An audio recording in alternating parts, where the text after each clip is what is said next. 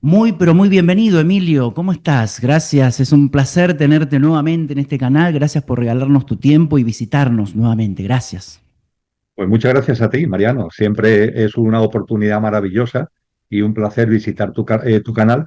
Así que aquí estamos en esta educación de la nueva era, nuevamente compartiendo. Muchas gracias. Gracias, gracias. Y bueno, hoy nos convocan 5 temas muy, pero muy importantes de mayor preocupación en la humanidad, según una investigación que estuvimos haciendo: el cambio climático, la inteligencia artificial, la desigualdad, la pobreza, la Agenda 2030, el nuevo orden mundial y migraciones. Pero antes, déjame decir, Emilio, y a toda la gente que cuando este canal sufrió un reseteo, una censura en enero del 2025, ha sido una persona que estuvo ahí, muy presente, justo junto con todo el equipo de Conciencia y Sociedad Distópica, y he sentido de manera muy profunda el apoyo a no abandonar esta función de seguir compartiendo a través de esta plataforma. Y así fue, de a poco el canal se está recomponiendo. Invitamos a todos los que están viendo este vídeo a visitarlo, y te quería agradecer a ti y a los amigos del equipo bueno, de la dirección del proyecto de investigación, por el apoyo y la motivación a continuar, ¿no? Y por eso te quería preguntar que nos gustaría saber próximos pasos del proyecto, los frutos que ha dado hasta el momento. He visto que hay una nueva convocatoria que está en marcha, que son los grupos de encuentro, que son estos espacios de participación tan importantes, ¿no? Porque para no caer en la pasividad, ¿no? Sabemos que este mismo sistema promueve esto de que otros no van a solucionar los problemas. Pueden ser las corporaciones, los gobiernos, los científicos, los problemas estos complejos de la humanidad. Sabemos que no se solucionan en una mesa cerrada con 5 empresarios y gobernantes poderosos haciendo acuerdos egoístas entre ellos. Entonces, bueno, es una iniciativa que tengo el honor de formar parte y de colaborar, así que gracias también por permitirme formar parte. Pero ya que te tenemos aquí, nos gustaría que nos comentes en qué consta este relanzamiento, esta nueva convocatoria de los grupos de encuentro, en el tiempo que tú consideres necesario. Pues antes que nada, Mariano, compartir contigo de corazón, que, entre comillas, el apoyo que personalmente y como proyecto de investigación te aportamos cuando se produjo la censura de tu canal, es simplemente algo de justicia, de justicia. Es simplemente algo justo el apoyarte, porque lo que se hizo fue algo radicalmente injusto. Y algo injusto que tiene que ver precisamente con la distopía en la que estamos, de la que efectivamente tiene mucho que decir este proyecto de investigación, Conciencia y Sociedad Distópica. Yo sé que tú vas a dar información sobre la web del proyecto, lo cual me va a ahorrar entrar en demasiados detalles, porque la web, en cuanto que se entra en ella, tiene un resumen de lo que el proyecto ha hecho en el primer sexenio de su vida, 2018, verano del 2018, verano del 2025. Ahí se encuentra recogido todo lo que hemos hecho desde el punto de vista de actividades, congresos internacionales, biblioteca con la publicación ya de 11 libros, la comunidad que tenemos en Telegram, que tiene ya casi 170 artículos publicados, la comunidad que hemos puesto en marcha en Instagram. De todo eso tú vas a dar información con el propio vídeo, con lo cual me ahorro el tener que entrar en detalles. Pero yo lo resumiría de la siguiente manera. Cuando lanzamos el proyecto en el verano del 2018, distopía y conciencia como los dos términos, los dos pilares del proyecto, se hablaba no mucho de distopía. Es curioso, porque ahora parece que eso de la distopía, ¿no? En el 2018 se hablaba poco de distopía. Y uno de los objetivos del proyecto era poner en evidencia que vivimos en una distopía hasta el punto de que se considera normal lo que es distópico. Ha llovido desde entonces y hoy creo que el término distopía ha calado, y creo que eso es bueno desde el punto de vista no de la distopía, por favor, sino desde la toma de conciencia. Y el segundo pilar, que es la conciencia, es lo que yo diría que tenemos que seguir afianzando, porque ante la distopía la respuesta no puede ser ni el victimismo ni el derrotismo, sino que tiene que ser la conciencia. Y dentro de esta respuesta, aparte de todas las iniciativas que llevamos a cabo, tenemos en el calendario posiblemente para el 2027 un nuevo Congreso Internacional, seguir comunicando a través de nuestras comunidades en redes sociales, seguir impulsando la biblioteca del proyecto, etcétera, etcétera. También eso está resumido en la web con una especie de objetivo, que es lo que llamamos la Agenda 2033, porque si ellos tienen la Agenda 2030 de la que vamos a hablar, creo que nosotros en conciencia tenemos que tener una agenda que transcienda la 2030 y le hemos puesto el nombre de 2033. Y en ese escenario general, pues han aparecido, fue una iniciativa del año 2024 que ha tenido muy buena acogida y que vamos a volver una nueva edición ahora, 2025-2026, que son los grupos de encuentro. Los grupos de encuentro es llevar la conciencia ante la distopía a lo muy concreto. Porque una de las cosas que detectamos en el proyecto, por otra parte bastante obvio, es que hay mucha incomunicación. Es decir, estamos en la sociedad que se llama de la información y del conocimiento, pero hay mucha incomunicación entre la gente. Y hay una demanda de encuentros que yo diría que, siendo encuentros de personas, son encuentros de alma. Y a partir de ahí estos grupos de encuentro con temáticas distintas para que cada cual en función de sus preferencias pueda centrarse en un asunto o en otro, pues con temáticas distintas, pero tienen siempre ese telón de fondo, un encuentro de almas en torno a la conciencia y en torno a una reflexión conjunta que lógicamente tiene un coordinador, como es en tu caso en el grupo de encuentro que tú encabezas, pero donde se intenta de alguna manera incentivar la participación, la reflexión en común, etcétera, etcétera. Y es lo que ya te digo, hemos puesto en marcha en el curso 24-25 y ahora nuestra intención, a partir de octubre precisamente, es volver a ponerlo en marcha para el curso 2025-2026. Pero bueno, tú has sido más activo que yo en cuanto a los grupos de encuentro porque diriges uno de ellos, así que seguro que incluso puedes aportar más de lo que yo acabo de compartir. Sí, sí, la verdad que muchísimas gracias. En mi caso el grupo está activo y culminará el 20 de diciembre, ¿no? En esa fecha llegaremos a 19 encuentros. Estamos ahí desde abril juntándonos sábados por medio. Así que muy feliz de formar parte de la iniciativa y también felicitaciones por, bueno, por a partir de octubre se van a lanzar diferentes temáticas. Bien, invitamos a todos a visitar la web, que ahí están, bueno, todos los detalles para inscribirse, ¿no? La web la están viendo en pantalla, que es www.sociedadistópica.com, y también muchas felicitaciones por la expansión en las redes sociales. He visto que también están en Instagram, así que invitamos a seguiros en esa red y la pueden encontrar como Conciencia y Sociedad Distópica en Instagram, que también lo estarán viendo en pantalla, y también la comunidad de Telegram, ¿no? Que ya viene desde hace mucho tiempo, que está ahí, bueno, generando comunidad y también con muchos artículos muy, muy interesantes, ¿no? Que tengo la fortuna de seguir, así que animamos a todos y a todas. Bueno, comenzamos con los temas que nos convocan, Emilio. El primero, el cambio climático, que como todos sabemos no es solo una crisis ecológica de gases y temperaturas, ¿no? Es una crisis de desconexión espiritual con la Tierra. Hemos olvidado que somos parte de su tejido vital. Están sucediendo muchas cosas, ¿no? Incendios, sequías, inundaciones, huracanes, deshielos, danas.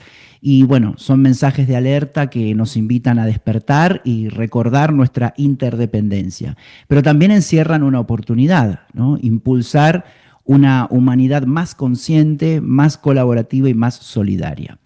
Emilio, ¿qué reflexiones iniciales nos puedes compartir acerca del cambio climático y cómo podemos reconstruir ese vínculo perdido con la naturaleza y qué crees que la crisis climática nos está tratando de comunicar como humanidad? Acabamos de hablar de conciencia y como reflexión inicial con relación al cambio climático, creo que debemos retomar la conciencia y además es una reflexión inicial sobre el cambio climático que vale también, seguro, para los otros temas que vamos a ir viendo.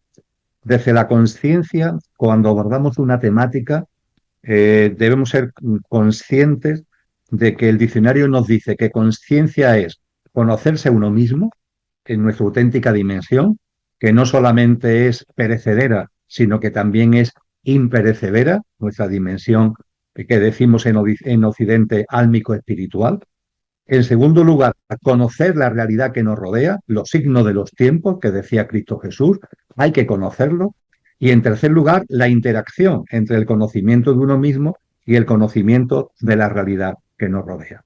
Esa conciencia, cuando abordamos los temas que vamos a abordar, nos debe llevar a ser absolutamente honestos con nosotros mismos y enormemente generosos con los demás. Quiero decir con esto que estamos en una sociedad distópica donde hay muchos interesados en que el análisis y la reflexión sobre los temas fundamentales que tú has elegido muy bien para este encuentro se base en la confrontación, se base en la división y se base en la dualidad. Y que en lugar de unirnos nos separe, lo cual tiene bemoles, es decir, que reflexionar sobre los grandes temas que tenemos por delante individual y colectivamente, en lugar de unirnos, nos divida y nos separe, tiene bemoles. Pero es lo que ellos quieren, es lo que ellos pretenden. Creo que es muy importante que cuando abordamos la reflexión seamos conscientes de que ninguno estamos en posesión de la verdad, que lo que hacemos es someter a los otros nuestras consideraciones, consideraciones que deben ser honestas porque deben estar basadas en un cierto rigor, no en lo primero que se me ocurra o en la primera cosa que me pase por las redes sociales, sino que tenga un cierto rigor. Y desde luego en el convencimiento de que con relación, ya que hablábamos antes de grupos de encuentro, con relación a los encuentros que podemos tener sobre estas temáticas, ser consciente que los puntos de encuentro no se buscan, se crean, se crean. Los puntos de encuentro no se buscan, no están más allá de la primera esquina a ver, esperando que lo encontremos, no. Los puntos de encuentro se crean. Dicho esto, y como consideraciones como hipótesis para la consideración de aquellos que nos escuchen. En el proyecto Conciencia y Sociedad Distópica hemos publicado un texto monográfico sobre el cambio climático, que tiene como título precisamente El cambio climático, una aproximación consciente. Creo que en ese texto se pone, evidentemente de manifiesto, se pone, y lo sometemos, insisto, al discernimiento y el sentido común de cada cual, de que el cambio climático es un fenómeno multifacético, multicasual. No hay una única causa, punto primero. Y punto segundo, siendo un fenómeno multicasual, es indudable que la mano del ser humano está influyendo cada vez más en lo que llamamos cambio climático. Y claro, cuando hablamos de la mano del ser humano, también hay que afinar un poquito más, porque es la mano del ser humano, pero a través de un sistema socioeconómico que es depredador. La hipótesis para la consideración de que estamos en un sistema depredador lo puso ahí sobre la mesa ni más ni menos que Albert Einstein. Que yo sepa, fue el primero que señaló este sistema como depredador y a partir de ahí como un sistema depredador que afecta en general al medio ambiente y al hábitat de supervivencia de la humanidad más específicamente. Dicho esto, cuando percibimos que el fenómeno del cambio climático es multicasual, pero que el sistema depredador, la mano del ser humano, está incidiendo cada vez más, evidentemente es una oportunidad para la conciencia, porque es una oportunidad para darnos cuenta que efectivamente, entre todos, unos más y otros menos, hemos generado una dinámica de vida, hemos generado un sistema que se está revolviendo contra la vida en general y contra la propia vida humana en particular. Y en este sentido, no alimentar ni la confrontación ni el debate. Esto no va de afirmacionistas contra negacionistas y negacionistas contra afirmacionistas. Esto va de tomar conciencia. Una toma de conciencia, además, también va a aparecer esto, Mariano, seguro, que en los otros temas, que personalmente me lleva a darle poca credibilidad y a tener casi nula confianza, por no decir nula absolutamente, con los poderes públicos. Es decir, no creo que los poderes públicos de verdad vayan a hacer nada ante esto que estamos llamando en general cambio climático. Todo lo contrario, los que dominan a los poderes públicos, porque hay una minoría de la población mundial que dominando el sistema socioeconómico también domina el entramado político institucional, de modo y manera que políticos, partidos, gobiernos están bajo los dictados de esa minoría, pues bien, esa minoría que realmente mueve los hilos de los poderes públicos y de los gobiernos, no solo no están interesados en modificar el sistema depredador que está en el origen del efecto de la mano humana en el cambio climático, no solo no están interesados en eso, sino en todo lo contrario. Están interesados que este sistema siga porque consideran que si se para es como la bicicleta, que como se pare te caes, esto tiene que seguir y seguir y seguir. Y junto con eso están también obsesionados por sacar lucro de los efectos del cambio climático, lo cual es el no va más. Es decir, no solamente no se actúa ante el sistema socioeconómico, que es una de las causas que está en el cambio climático, sino que además, para colmo, se intenta que ese sistema se lucre a través del cambio climático. Y esto lo estamos viendo con el lanzamiento de unos sectores verdes que realmente están siendo promovidos por las propias corporaciones transnacionales que están detrás del sistema socioeconómico y que han visto que la etiqueta de verde mira por dónde le puede dar negocio cuando realmente de verde no tienen absolutamente nada, sino todo lo contrario, que están aprovechando lo teóricamente verde para destrozar más la naturaleza, cosa que está pasando, pongamos por caso, con las grandes implantaciones de placas solares, que no solamente en España, sino en muchos sitios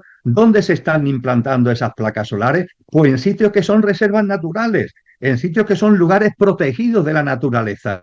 Pero ¿tiene sentido decir que promovemos unas nuevas energías para de alguna forma preservar la naturaleza y la propia instalación y el funcionamiento de esas energías conlleva la destrucción de la naturaleza? Esto es uno de los muchos ejemplos que podemos poner de manifiesto para no caer en el engaño. Y claro, yo me encuentro que los afirmacionistas, por así decir, del cambio climático, no se dan cuenta que los poderes públicos le importa un bledo y que ninguno de los poderes públicos está poniendo el dedo en la llaga del sistema socioeconómico, que es una de las razones fundamentales de esa mano humana que incide, entre otras cosas, en el cambio climático, pero es que tampoco se dan cuenta de la utilización torciocera que están haciendo de los efectos del cambio climático aquellos que teóricamente hablan de ellos.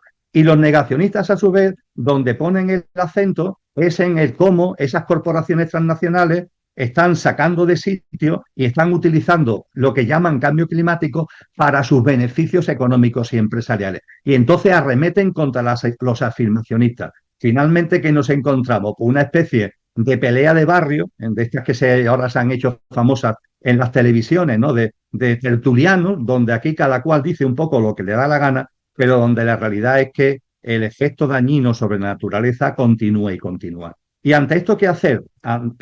El qué hacer, Mariano, tiene que ver con la conciencia y tiene que ver con nuestra responsabilidad. Yo sé que desde el punto de vista de los grandes poderes poco se va a hacer, pero yo en mi hábitat continuo de vida, yo intento mantener una forma de vida respetuosa con la naturaleza, respetuosa con los seres humanos, faltaría más, respetuosa con la vida en general, en reverencia por la vida, un término del Premio Nobel de la Paz Albert Schweitzer, fue Premio Nobel de la Paz en 1952, reverencia por la vida.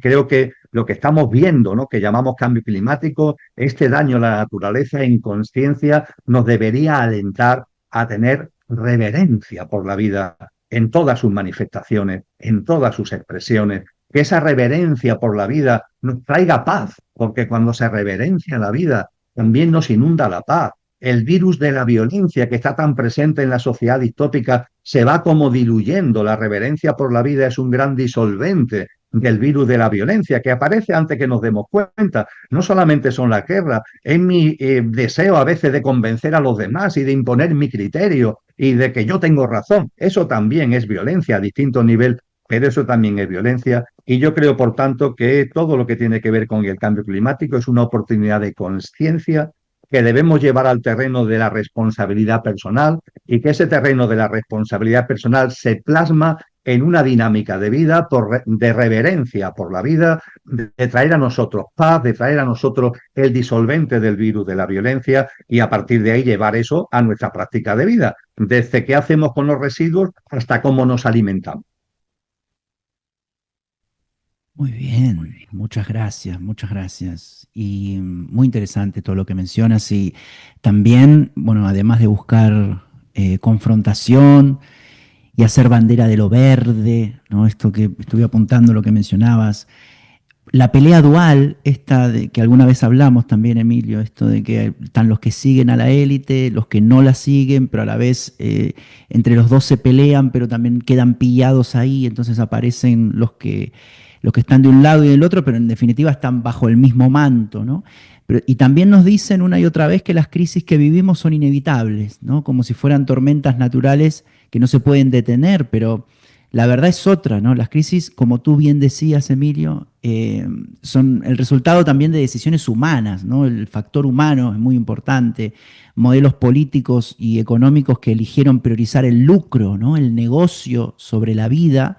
Y si lo construimos así, también podemos transformarlo, ¿no? Y al hilo de lo que compartes, estuve analizando un poco el tema y quería compartirte algunas reflexiones para complementar un poco, más allá de que, como siempre, son muy ricas tus aportaciones. También estuve viendo que, por ejemplo, los jóvenes, ¿no? Los jóvenes heredan un planeta degradado, heredan deudas ecológicas y sociales que no pidieron, y sin embargo, son ellos quienes levantan banderas del cambio, quienes marchan por el clima, se están viendo muchas manifestaciones, eh, imaginan nuevas tecnologías, saben usar las nuevas tecnologías, no aceptan esto de que es inevitable y no hay alternativa. Y hoy yo lo que veo, no sé, Emilio, después me compartirás, que se les margina de los espacios de decisión política. Yo creo que es importante darles voz, darles poder, abrirle las puertas de los gobiernos, los foros internacionales y los parlamentos. Invertir en la juventud es invertir en un futuro justo y sostenible.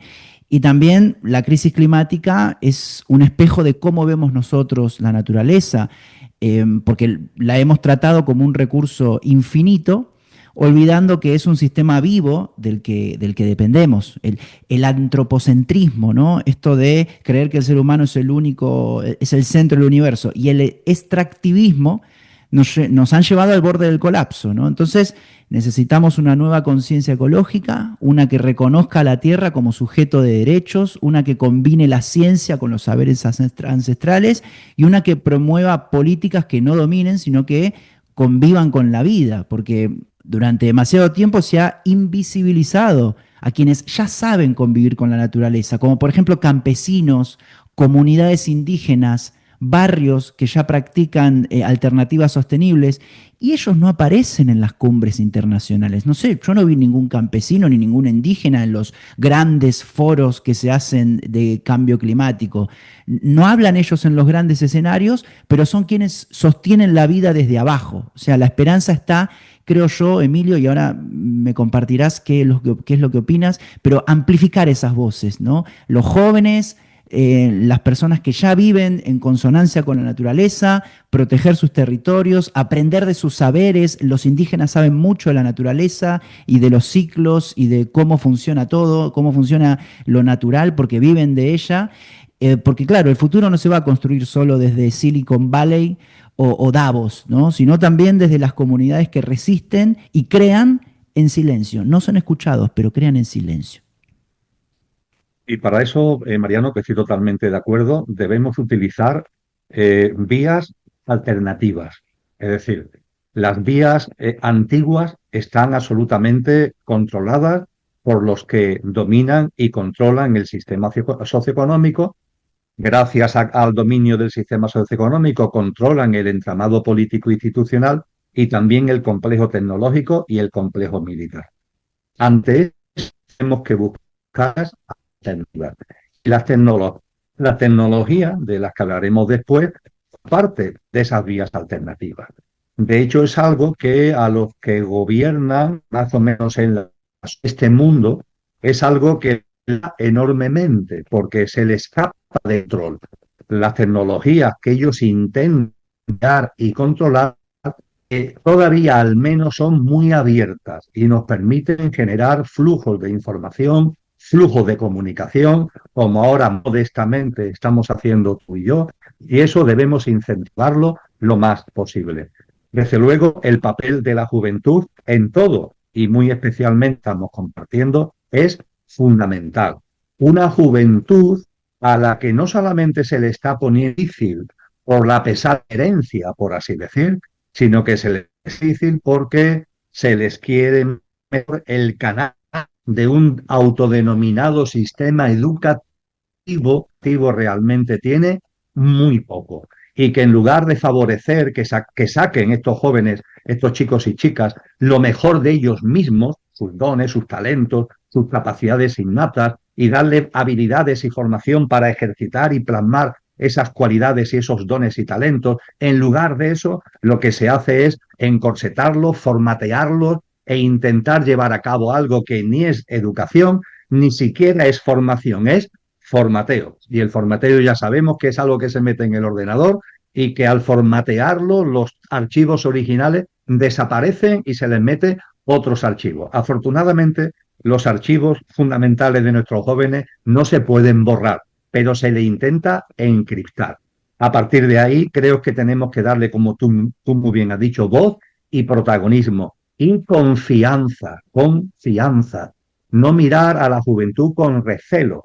Además, sin olvidar que toda persona es un alma encarnada y que en los jóvenes de ahora hay muchas almas que llevan ya un gran recorrido en conciencia y que sí, son jóvenes en cuanto a su edad física actual, pero son almas que tienen muchas de ellas un gran recorrido. Entonces, hay que confiar.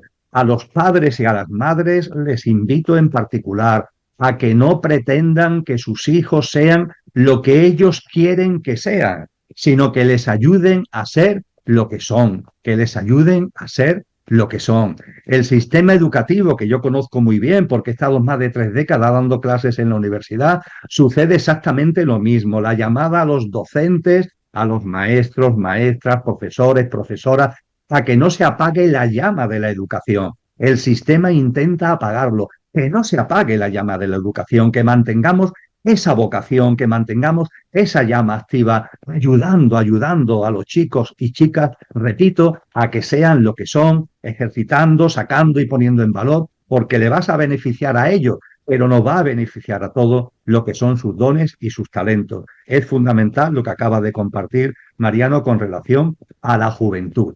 Y a partir de ahí, por supuesto, no solamente la juventud. Esto es una tarea compartida en la que todos tenemos cosas que hacer y en la que todos podemos aportar nuestra grano de arena, viéndonos como almas que vamos caminando de la mano, que estamos aquí encarnadas a la vez en este maravilloso plano humano, ese maravilloso plano humano que los que detestan al humano de verdad, esos que dominan este sistema, detestan la vida, detestan la verdadera vida humana, nos quieren deshumanizados, nos quieren desnaturalizados y a partir de ahí la respuesta es la conciencia. No hace mucho falleció ese gran, para mí, sin duda, sabio chileno que fue Gastón Sublet. Y Gastón Sublet nos decía, pero por favor, ¿cómo no nos damos cuenta, hablando del sistema depredador al hilo de Albert Einstein, cómo no nos damos cuenta que hemos convertido esta vida en un infierno,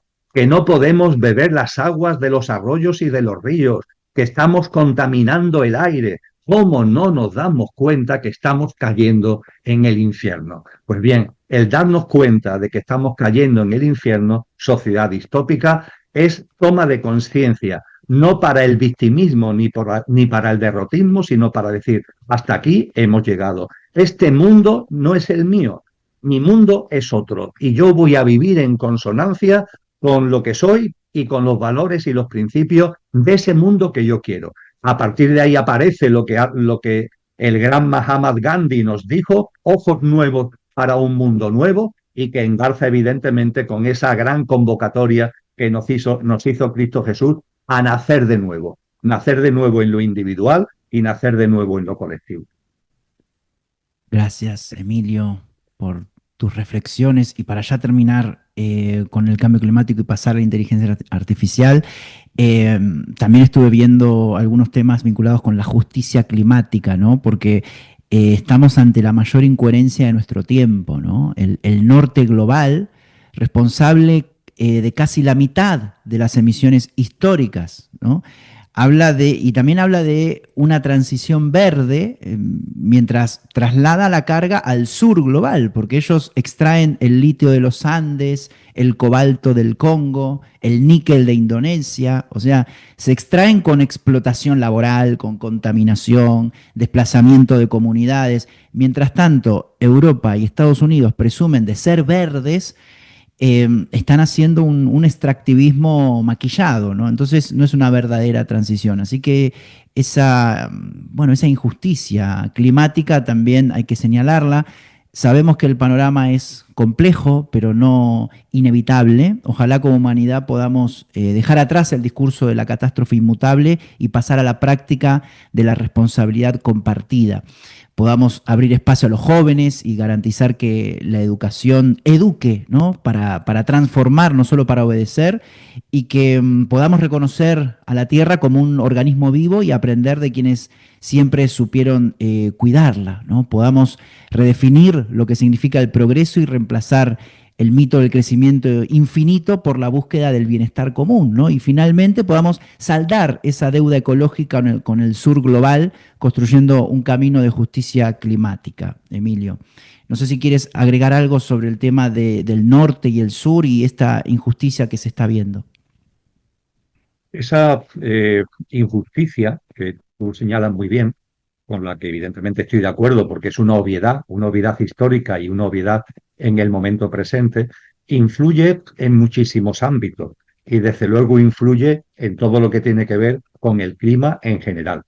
Y no solamente desde el punto de vista de la injusticia, de que aquellos países que históricamente más han contaminado ahora señalen con el dedo a los países que están en un proceso de desarrollo, que es proceso de desarrollo porque los desarrollados lo han llamado proceso de desarrollo y porque es el camino que han enseñado los países desarrollados. Y es curioso que habiendo sido el camino que ellos señalan, ahora le ponen peros al camino que ellos mismos han seguido y que están instaurando y que están imponiendo a nivel mundial. El contrasentido es absolutamente tremendo, pero es que la injusticia llega a más, porque las tecnologías de las que vamos a hablar ahora están llevando a que la tecnología y la carrera armamentística cada vez mayor que hay en el mundo está llevando a que el extractivismo, una minería que parecía, entre comillas, encauzada, es decir, limitada y encauzada, se ha salido por completo de madre por la necesidad de acceder a eso que llaman tierras extrañas y como sea, a minerales al coste que sea, independientemente del daño que se está haciendo a comunidades humanas y el daño que se está haciendo a la naturaleza. Y es más, esa expoliación de tierras extrañas y de determinados materiales está provocando, por los conflictos de intereses económicos, conflictos bélicos en gran parte de los países que llamamos subdesarrollados o en vía de desarrollo. En el caso de África hay una serie de países que me sé de memoria, pero es demasiado largo como para exponerlo, que están viviendo auténticas masacres de seres humanos, niños, ancianos y mujeres incluidos, porque las corporaciones transnacionales están incitando golpes de Estado, guerras civiles, con el objetivo precisamente de hacerse con el control de esas tierras que tienen, que poseen tierras extrañas, esos materiales que para ellos valen su peso en oro y que como para ellos el fin justifica los medios, hacen lo que hace falta contar de hacer lo suyo. Con lo que podemos darnos cuenta, lo seguiremos viendo, de que cuando abordamos estos grandes temas que afectan a la humanidad, podríamos decir que es poliédrico, ¿no? Porque un asunto está íntimamente relacionado con otro, y el otro con el otro, y el otro con el otro. Es como un poliedro donde no se pueden analizar las cosas por separado, sino que cuando vamos analizando cada cosa con rigor, nos vamos dando cuenta de que todo está engarzado. Y evidentemente, todo lo que tiene que ver con la injusticia climática, para colmo, va ligado a otras injusticias que también tienen que ver con hambrunas, también tienen que ver con desigualdad y también tienen que ver con guerras y conflictos civiles. Muy bien, muy bien. Seguimos con Emilio en nuestro canal. Para quienes quieran profundizar en más sabiduría y estar más cerca de la filosofía y las ideas que comparte el proyecto de investigación, van a ver en pantalla algunos de los últimos libros y algunos también de los últimos libros de Emilio. Recuerden que el sitio oficial desde siempre, donde están todos sus vídeos y novedades de cursos y retiros, es El cielo en la tierra. Bien, que ahí está en pantalla el nombre del sitio web para que puedan acceder y descubrir más de nuestro amigo e invitado del día de hoy. Pasamos a la inteligencia artificial y el futuro del trabajo, ¿no? La inteligencia artificial tampoco es un ente ajeno, ¿no? Como dice muy bien Emilio, todo tiene que ver con todo. Eh, o sea, una cosa está relacionada con la otra, un problema lleva a otro problema. La inteligencia artificial es un reflejo de nuestra propia conciencia, lejos de ser una amenaza, puede ser una oportunidad para soltar viejas estructuras y abrirnos a nuevas formas de vivir y trabajar, porque más allá de los algoritmos existen dimensiones irreemplazables, ¿no? Como la empatía, la creatividad, el amor, el cuidado, los sueños, que nos invitan a reimaginar el futuro del trabajo como un espacio de evolución personal y colectiva, ¿no?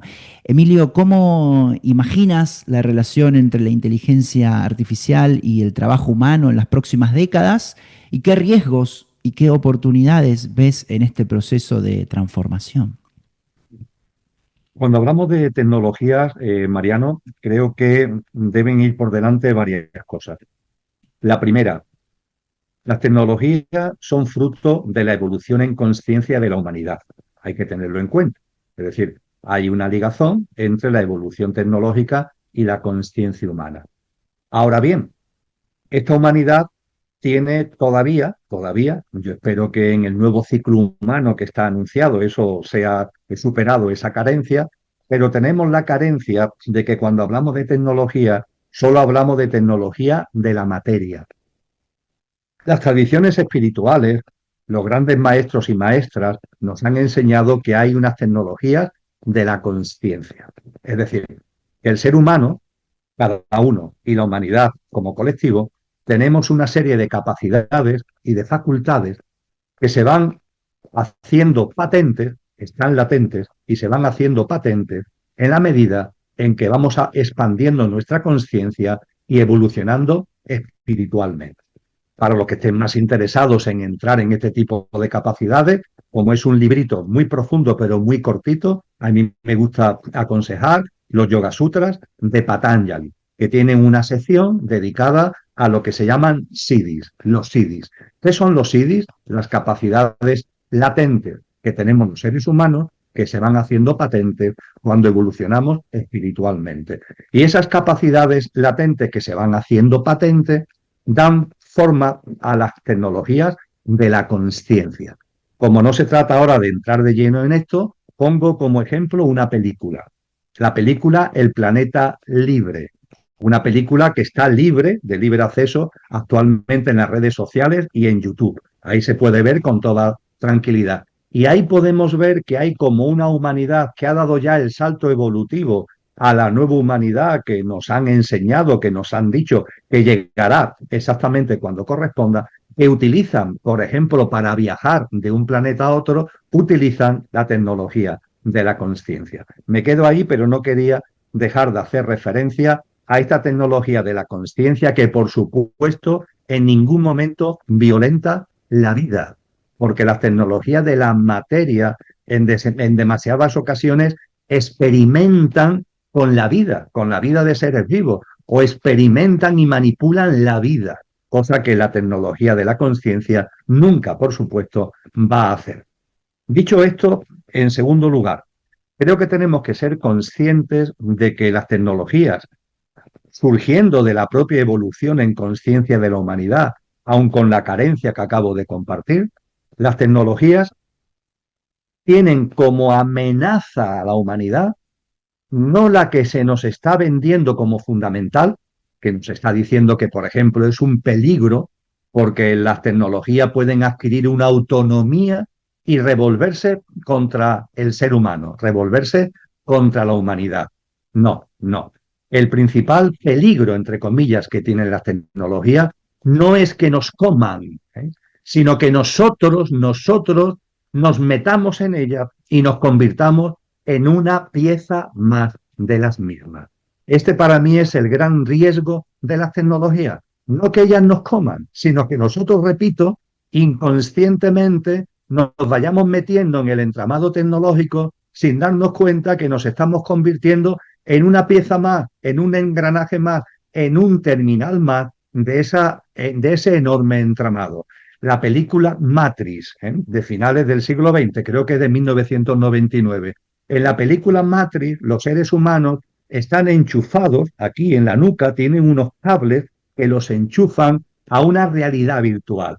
Es mentira, porque viven en medio de una distopía horrorosa, pero al estar enchufados en la realidad virtual, pues creen que de hecho están viviendo lo que realmente no están viviendo. Son como zombies, son prácticamente muertos vivientes. La película Matrix es emblemática, ha marcado un hito con relación a esto. Pues bien, yo diría que la situación en la que estamos en el 2025 se empieza a parecer a Matrix, pero como las tecnologías han evolucionado, ya no tenemos unos cables aquí, sino que estamos conectados al sistema virtual cada vez más inalámbricamente. Y a esa conexión inalámbrica, hombre, que si somos conscientes se le puede sacar partido en términos de conciencia, aquí estamos tú y yo usando modestamente las tecnologías en términos de conciencia, pero que cuando no se tiene levantada la bandera de la conciencia, se corre el grave riesgo de que tú mismo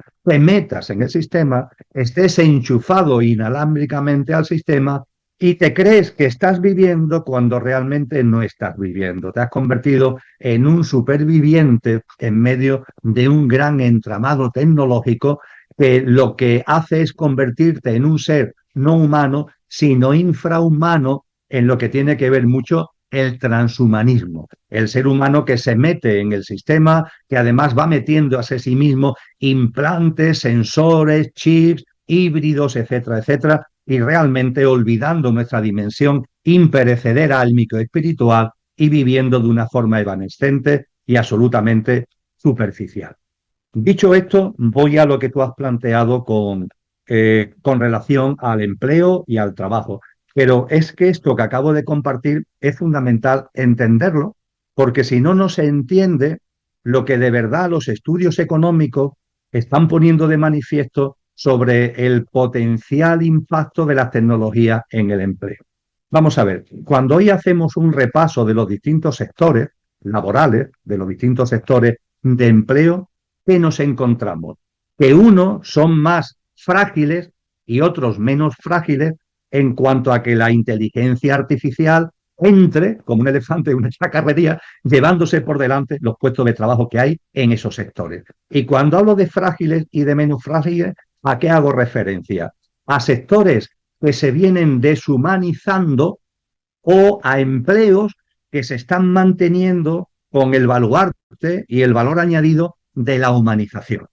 Yo me atrevería a decir que no más allá del 2030 o 2032, creo que el 2030, fecha que ellos han elegido, no la han elegido por casualidad, seguro que tienen su motivo. Pues bien, de aquí al 2030, como mucho el 2032, vamos a ver la desaparición de una enorme cantidad de empleos que previamente se han deshumanizado.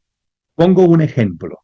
Si un médico o médica, si un doctor o doctora, lo que es el ejercicio de la medicina se convierte en una actividad deshumanizada, salvo temas muy especializados, cirugía, etcétera, etcétera, salvo temas muy especializados, la inteligencia artificial va a entrar a tope, porque para que yo tenga delante a un señor o una señora que no tiene realmente conmigo un contacto humano, no tiene una humanidad empática conmigo como paciente, y que lo que se limita es a contarme lo que ha leído en los libros, lo que le han dicho en la Facultad de Medicina, y a lanzármelo y a aconsejarme el fármaco A, B o C, porque es el que le han dicho que tienen que...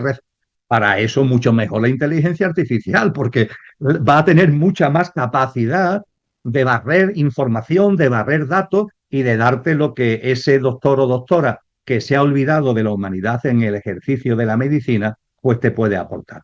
Pongo ese ejemplo. Si lo que queremos, pongamos por caso, es que cuando vamos a un supermercado, lo que queremos es simplemente a la hora de pasar por caja, es algo muy rápido y donde simplemente pli, pli, pli, se vayan pasando los productos, nos den la factura y nosotros en efectivo o no, cada vez más con tarjeta de crédito paguemos, la inteligencia artificial va a entrar a mansalva en eso. Pero si yo como cliente, yo sí valoro que haya una persona en caja que me saluda y a la que yo saludo, y que esa persona además, como yo suelo ir al sitio con cierta frecuencia y soy un cliente entre comillas habitual, pues yo ya más o menos, aunque ella a mí no me conozca esa persona porque somos muchos los clientes, pero ya esa persona la conozco y hasta cierto punto ha formado parte, ha pasado a formar parte de mi vida. Si mantenemos en el empleo la relación empática y humana, podríamos decir que eso es un seguro para el empleo. Si el empleo se deshumaniza, la entrada de la inteligencia artificial va a ser completa porque va a hacer el trabajo mucho mejor que el trabajador que ya deshumanizado lo estaba llevando a cabo. Esto puede parecer algo muy teórico, pero yo le diría a las personas que están viendo este vídeo que repasen su vida cotidiana, que repasen, hablábamos antes de la educación, por ejemplo. Claro, si la educación es puro formateo, si la educación son simplemente unos planes de estudios que hay que implantarle a los chicos y a las chicas de la manera que sea, etcétera, etcétera, pues evidentemente eso un robot dentro de un tiempo lo podrá hacer magníficamente. Si estamos hablando de una relación empática con el niño, con la niña, con el joven, si estamos hablando de eso, no, porque ahí hace falta un componente humano de valoración de emociones, de valoración de esos dones o talentos que podemos tener y que hay que poner en valor. Entonces, si estos componentes humanos vamos quitándolo de en medio, que es lo que se viene haciendo, por cierto, en muchísimos sectores, eso es ni más ni menos que preparar el terreno para que la inteligencia artificial entre abruptamente destruyendo multitud de empleos. Podríamos poner ejemplos de abogados, podríamos poner multitud de ejemplos, Mariano, que inciden exactamente en lo mismo. Si me permites, hasta este tipo de cosas. Es decir, si se trata de lo que aparecemos aquí en pantalla, ¿no? En una conferencia, bueno, pues qué más da que tú y yo fuéramos dos avatares, ¿eh?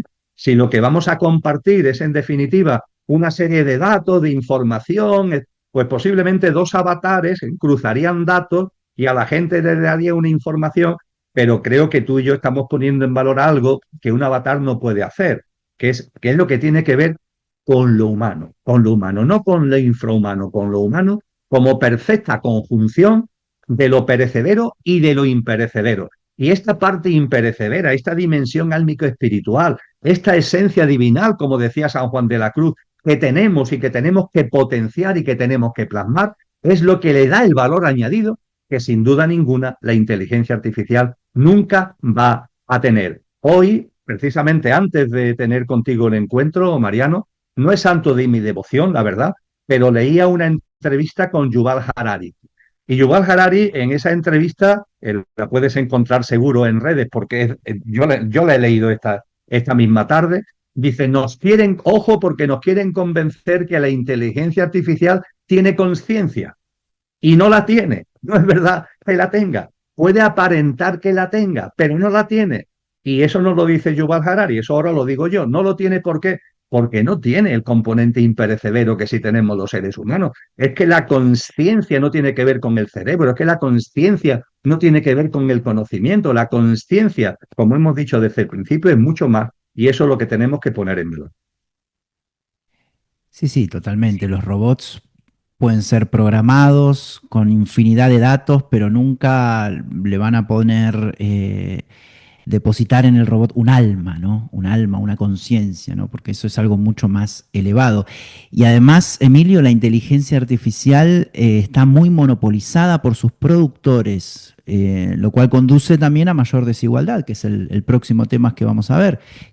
Porque vivimos en un mundo donde la tecnología promete democratizar el acceso a servicios esenciales, pero en la práctica ocurre lo contrario, porque la inteligencia artificial concentra el poder en manos de unas pocas corporaciones gigantes, como son OpenAI, Google, Microsoft, Meta y Amazon. Estas 5 compañías controlan los modelos de inteligencia artificial más avanzados. ¿Qué significa esto? Como productores y que son las más avanzadas, son ellos quienes deciden quién accede, bajo qué condiciones y a qué costo.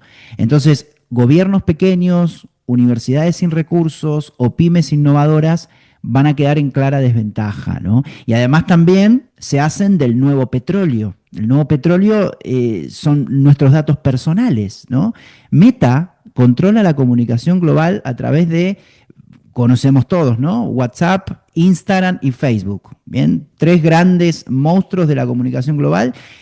O sea, tienen infinidad de datos. Bueno, el nuevo petróleo, ¿no? Google domina las búsquedas de Internet y más del 80% de la publicidad digital en algunos mercados. Entonces, ambas compañías convierten nuestra intimidad en mercancía. Es decir, recolectan datos masivos y los venden como publicidad ultra dirigida. El discurso suena muy atractivo, ¿no? Una aureola de bondad, conectar mejor a consumidores y marcas, ¿no? Pero la realidad es que los usuarios pierden control sobre su privacidad mientras las grandes empresas se enriquecen. Y detrás de ese discurso de innovación y progreso se ocultan millones de empleos destruidos y, como tú bien decías, Emilio, deshumanizados, ¿no? Y una brecha digital que deja atrás precisamente a quienes más necesitarían el apoyo de la tecnología. Así que, nada, ojalá se pueda regular con principios éticos y de justicia social, ¿no?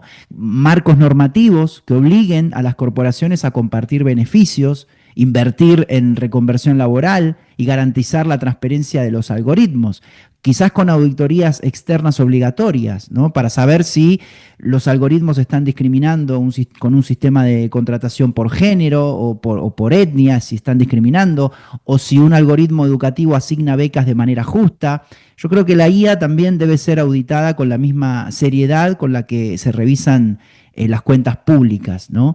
Y es fundamental lo que mencionas, que es entender, la clave es entender que la tecnología no debe reemplazar a la humanidad, sino potenciarla, y si no la regulamos, seguirá ampliando las desigualdades en lugar de reducirlas. Así que, y también muy interesante, Emilio, lo que mencionas de tener cuidado de nosotros no quedar abducidos, porque de esos ejemplos sobran, ¿no? Porque las redes sociales están programadas para maximizar el tiempo de uso, porque sus ingresos dependen de la publicidad. ¿Y qué significa esto en la práctica? Que un vídeo de cotilleo sobre la vida de los famosos tiene más visibilidad que un contenido de conciencia y de educación. Incluso hemos vivido censura en nuestro canal, en este canal, y cierres de canales como este, que su intención solo es sembrar semillas de conciencia, pero los algoritmos no priorizan lo más sano o lo más útil, sino lo más adictivo, aunque eso genere polarización, desinformación y miedo.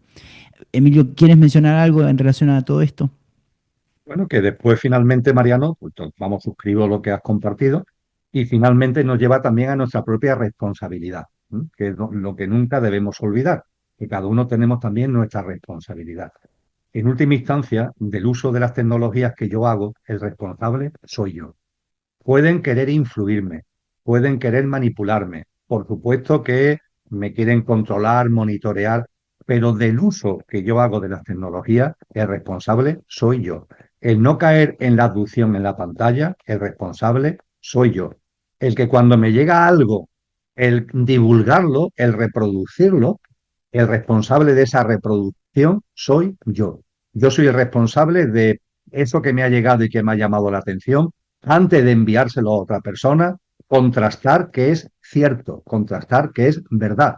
No simplemente como me gusta, lo reproduzco, porque de esa forma ponemos en marcha cadenas interminables de desinformación, de falsas noticias, de rumorología que consideramos información, etcétera, etcétera. Y ahí la responsabilidad es mía. Y la responsabilidad es mía desde el punto de vista de acotar en mi tiempo de vida, en mi día a día, qué tiempo le dedico al móvil, qué tiempo le dedico al ordenador, acotarlo y no dejarme meter en una dinámica loca en donde finalmente, como decíamos anteriormente, nos extiendo en un entramado tremendo y nos estamos convirtiendo transhumanamente en una pieza más de ese entramado. Así que a todo lo que hemos unido, a todo lo que hemos compartido. Uno, ya lo hemos dicho antes en la otra temática, lo vuelvo a decir ahora, oye, también que no caigamos en el victimismo, que es que nosotros tenemos una responsabilidad y que el uso que yo hago de las tecnologías, por más que haya unos aires, unos vientos que me quieren llevar por aquí y por allí, pero yo me puedo poner, como hizo Ulises, ¿no? En el famoso barco, yo me puedo poner en el centro del barco bien agarrado e intentar que este huracán no me lleve para un lado y para otro, ¿no? Exacto, muy bien, muchísimas gracias, Emilio. Bueno, pasamos a lo que es la pobreza y la desigualdad. Sabemos que la pobreza no es solo falta de recursos, ¿no? También refleja nuestra conciencia y cómo distribuimos la riqueza y las oportunidades y nuestra capacidad de poder incluir, de poder integrar, de poder unir. Y la desigualdad nace de la ilusión de separación, de creer que podemos prosperar sin cuidar al otro, sin empatizar y sin colaborar. Y superarla implica reconocer que la verdadera riqueza no está en lo que poseemos, sino en lo que damos. Así que, Emilio, ¿qué nos revela la pobreza y la desigualdad sobre nuestra conciencia como sociedad? ¿Qué transformaciones estructurales consideras imprescindibles para reducir la desigualdad en el corto y en el largo plazo? Dos datos creo que ponen en evidencia la envergadura, la dimensión de la desigualdad que vivimos en la actualidad. Por una parte, en los primeros estudios que lo pusieron de manifiesto fueron en el 2015, donde saltó a la luz pública que el 1% de la población mundial tiene más patrimonio y riqueza que el 99% restante.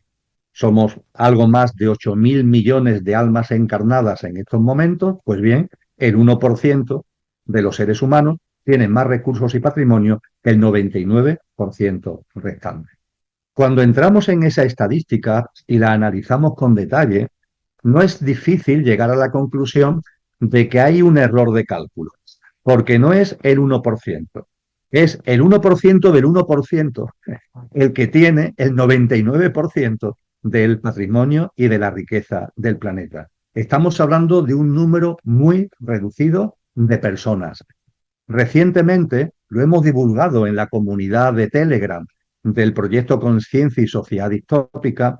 Realicé un cruce de datos donde se interrelacionan las grandes fortunas personales que hay en el planeta, las 10, 12 personas con mayor patrimonio en el planeta, las familias igualmente con mayor patrimonio, las corporaciones tecnológicas con mayor valoración bursátil, los grandes fondos de inversión que se mueven por el planeta. Y cuando tú toda esa información la vas mezclando, la vas interrelacionando, la conclusión finalmente, Mariano, es que estamos hablando de 30, 40, 50 personas, no más, no más, que son las que de verdad tienen en sus manos, lo decía antes y ahora ya de una forma más concreta lo constato, tienen en sus manos el sistema socioeconómico. Nunca antes ha habido tamaña desigualdad. Y nunca antes los imperios que siempre han existido, que es el imperio romano, que es el imperio español, que es el imperio británico, siempre han existido imperios, pero ahora hay un nuevo tipo de imperio, el imperio de las megacorporaciones transnacionales, que son realmente las que dominan el mundo junto con esa minoría de personas. De hecho, estas megacorporaciones, sus paquetes accionariales pertenecen a esta minoría de personas y estas grandes corporaciones son un nuevo imperio. Es el imperio que en estos momentos rige en el planeta y que se mueve por el planeta sin barreras, sin límites y con el entramado político institucional a su servicio y a sus órdenes. Este es un dato tremendo que es, a mi juicio, incontestable de la realidad actual. El otro dato también incontestable, los datos que tenemos sobre las hambrunas que hay en el planeta, las personas que cuando se levantan, si es que se levantan, cuando se despiertan, si es que han dormido por la mañana, no saben si van a comer durante el nuevo día, no lo saben. Lo más probable es que no, pero es que no lo saben. Y en esa situación tenemos en la actualidad a casi 900 millones de personas. Hay 2 personas en el mundo que tienen un patrimonio por encima de 400.000 millones de dólares, que tiene Bemole, 400.000 millones de dólares. El primero en llegar a esa cifra fue el célebre Elon Musk.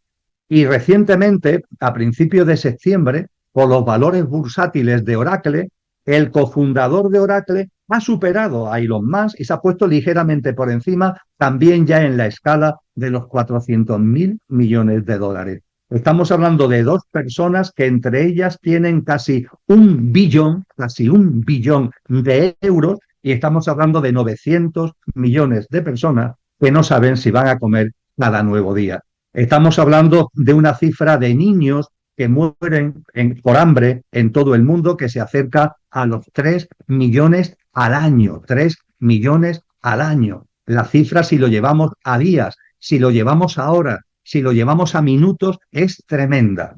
Creo que esto pone en evidencia lo que, por otra parte, los estudios más serios que se han hecho sobre la desigualdad en el mundo dicen con claridad, Mariano. Esto ya no es desigualdad. Es decir, hemos llegado a un punto donde el término desigualdad ya no vale. Hay que crear un nuevo vocablo, hay que crear una nueva palabra, porque el término desigualdad que venimos usando hace mucho tiempo ya no describe el nivel real de desigualdad que hay en la actualidad. Hay que crear un nuevo vocablo. La foto es muy dura y el sistema socioeconómico lo alienta cada vez más. Volvemos al famoso sistema socioeconómico, pero es que es la gran realidad. Este sistema socioeconómico depredador es depredador en todo y es depredador también por la injusticia social, por la desigualdad tan tremenda que está originando. Desigualdad entre personas, desigualdad entre territorios. Después hablaremos de la inmigración, por ejemplo, como uno de los que tiene no es la única, pero una de las causas es precisamente esto, ¿no? Y cuando, claro, todo esto lo ponemos en negro sobre blanco, Mariano, la respuesta a la pregunta del qué hacer es francamente compleja, porque yo no quiero lanzar falsas esperanzas ni caer en el voluntarismo. ¿Hay alguna manera de corregir este sistema socioeconómico?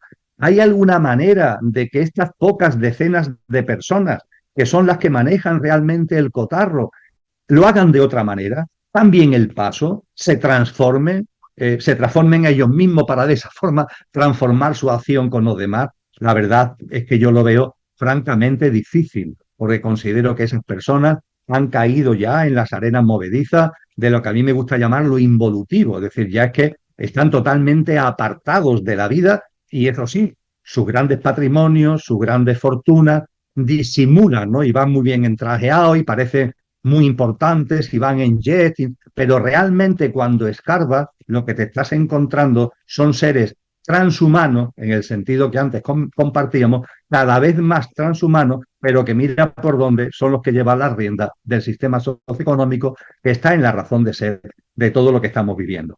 Eso sí, lo que tengo muy claro, muy claro, muy claro, es lo que yo puedo hacer y lo que creo que personas con conciencia podemos hacer.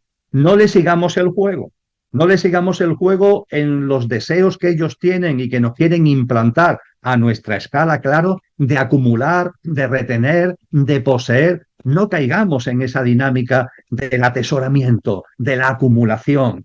No caigamos en la dinámica de creer que tanto tienes, tanto vales. No, eso es mentira. El valor de la persona no está en lo que se tiene, se está en lo que se es y en lo que se vive. No caigamos en la confusión entre valor y precio. Son cosas totalmente distintas. Hay cosas que tienen un gran valor y tienen muy poco precio. Y hay cosas que tienen un precio astronómico pero no tienen valor ninguno. Hay que poner en valor, esto ya lo decía Antonio Machado, no confundamos valor y precio. Y tengamos una dinámica de vida, y yo sé que es un término que está ya mal visto, pero hay que rescatarlo, Mariano, hay que rescatarlo. Vamos a vivir con sencillez y con austeridad. Esta es la forma de corresponsabilizarme con lo que está pasando en el mundo. Yo no voy a entrar en la dinámica ni del consumismo, ni del atesoramiento, ni de la acumulación, no voy a confundir valor y precio y además en mi práctica de vida voy a regirme por la sencillez y por la austeridad. Y evidentemente en lo que yo pueda, en mi ámbito limitado, por así decir, en lo que yo pueda aportar, en lo que yo pueda ayudar, en lo que yo pueda de alguna forma hacer llegar algo que a lo mejor no tiene que ser dinero. Si lo tengo, pues a lo mejor sí, pero si no lo tengo, se pueden aportar otras cosas a las personas que lo están pasando mal desde el punto de vista socioeconómico. Yo durante mucho tiempo he estado en contacto con temas de albergues, con grupos que atienden a personas sin techo, que lo están pasando mal, y muchas veces ya no es tanto el euro, entre comillas, que por supuesto en muchas ocasiones es muy bienvenido, sino es simplemente la sonrisa, es la comunicación, es el diálogo, es esa mirada amable de persona a persona, que tienes una persona que sí, que puede ser un indigente, que lo está pasando mal económicamente, pero es un ser humano y a veces lo que más agradece y lo que ayuda a esa persona en no caer en estados anímicos de depresión es precisamente esa mirada humana, es ese contacto humano. Así que la austeridad, la sencillez, la empatía y la humanización creo que forman parte del paquete de acciones que sí están a nuestra mano. Yo no puedo cambiar a estos 40 o 50, me temo muy mucho que no tienen posibilidad de cambio, ojalá sí, pero me temo muy mucho que no, pero sí puedo en mi día a día llevar a cabo cosas como las que brevemente acabo de compartir. Totalmente, Emilio. Mientras unos pocos acumulan riquezas y recursos en proporciones impensables, millones de personas quedan excluidas de lo más básico, ¿no? De salud, de educación, vivienda, oportunidades. Y esa exclusión no solo genera frustración y desesperanza, también alimenta la violencia, la polarización, la ruptura del tejido social. Sabemos que un mundo dividido es inevitablemente un mundo inestable, pero hay una verdad que ofrece esperanza. La desigualdad no es un destino, es una construcción política, económica y cultural, y como toda construcción humana puede ser transformada. Algunas salidas concretas se están ensayando ahí en el 2021. Estuve buscando algunos datos en internet. Más de 130 países aprobaron un impuesto mínimo global del 15% a las multinacionales, porque claro, durante décadas y décadas y décadas, grandes corporaciones tecnológicas trasladaron sus beneficios a paraísos fiscales como Irlanda, Luxemburgo, Islas Caimán, evitando así pagar miles de millones en impuestos, ¿no? Entonces, con esta reforma, aunque una empresa mueva su dinero a un país de baja tributación, su país de origen puede cobrar la diferencia hasta llegar a ese 15%, que esto no es solo un ajuste técnico, significa recuperar cientos de miles de millones que podrían invertirse en educación, en salud, en transición ecológica, ¿no? Y que no se entienda, porque siempre que hablamos de esto, algunos dicen, no, bueno, pero ellos son trabajadores, que no se entienda redistribuir con castigar el éxito, ¿no? Sino equilibrar el tablero para que nadie quede fuera del juego, porque una humanidad que reduce desigualdades es una humanidad más fuerte, más cohesionada y más preparada para los desafíos del futuro. Porque además también durante demasiado tiempo hemos medido el éxito en cifras del Producto Bruto Interno, como si el crecimiento económico fuera sinónimo de progreso humano. Pero este modelo ha producido riqueza concentrada en muy pocas manos, como muy bien decías, Emilio, y con datos muy, pero muy precisos y certeros, pero está degradando ecosistemas enteros y deja a millones viviendo en condiciones precarias. Entonces, hablar de sostenibilidad sin justicia social es sencillamente absurdo, ¿no? Entonces, quizás la esperanza está en rescatar la dignidad humana como brújula ética y redefinir el éxito no como acumulación, como tú bien mencionabas, sino como bienestar colectivo, ¿no? Entonces, esto implica un nuevo contrato social global que garantice derechos básicos universales, ¿no? Agua, energía limpia, educación, salud, ¿bien? Fíjate, Eh, Mariano, Dime. porque escuchándote he recordado un estudio que publiqué en torno al año 2019, 2018-2019, contabilizando los recursos públicos, es decir, los recursos de todos, las haciendas públicas, los recursos de los contribuyentes, que se habían desviado a la banca privada para salvarla de la crisis famosa que se desarrolló a partir del 2007-2008. Aunque hay una cierta opacidad en los datos, entre el 2007 y 2008 al 2015, los gobiernos, los estados, para salvar a la banca privada, no se salva una zapatería, no se salva a una tienda pequeña de barrio, no se salva, pero para la banca privada que dijo, nunca se ha llegado a demostrar, la verdad, pero que dijo que estaba en crisis, los estados de los recursos públicos desviaron entre el 2007 y el 2015 un montante no inferior, no inferior a los 15 billones, con B, billones de euros. 15 billones de euros. Cuando vemos este montante, las cifras tienen tantos ceros que ni sabemos de lo que estamos hablando. Pero para que tengamos una idea de lo que suponen 15 billones de euros, significa que si esos 15 billones de euros, recursos públicos, en lugar de desviarlos a la banca, se hubieran dirigido a programas de alimentación, de educación y de salud en todo el mundo, habría habido dinero suficiente para financiar todos los programas de salud, alimentación y educación que se necesitan en el planeta durante 255 años. Durante 255 años.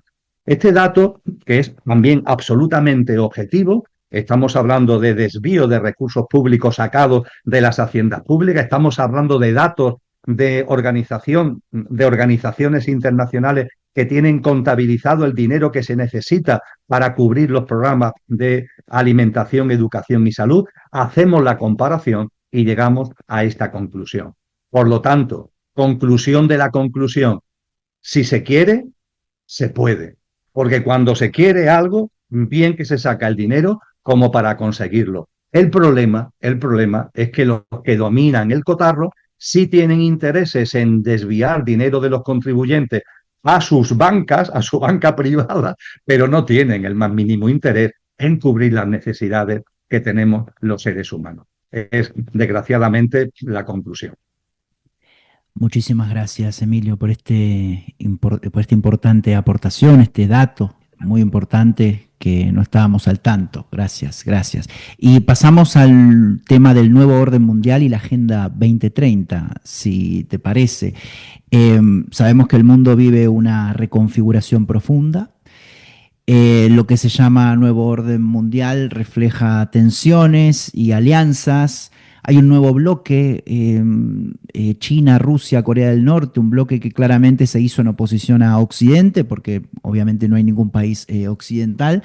Y por otra parte, tenemos liderazgos individuales como Donald Trump, que alteran dinámicas globales, ¿bien? No solamente porque ejerce un liderazgo en el país que preside, sino que extiende su accionar a asuntos de política exterior muy fuerte, ¿no? Está metido en todos los temas que puede, ¿no?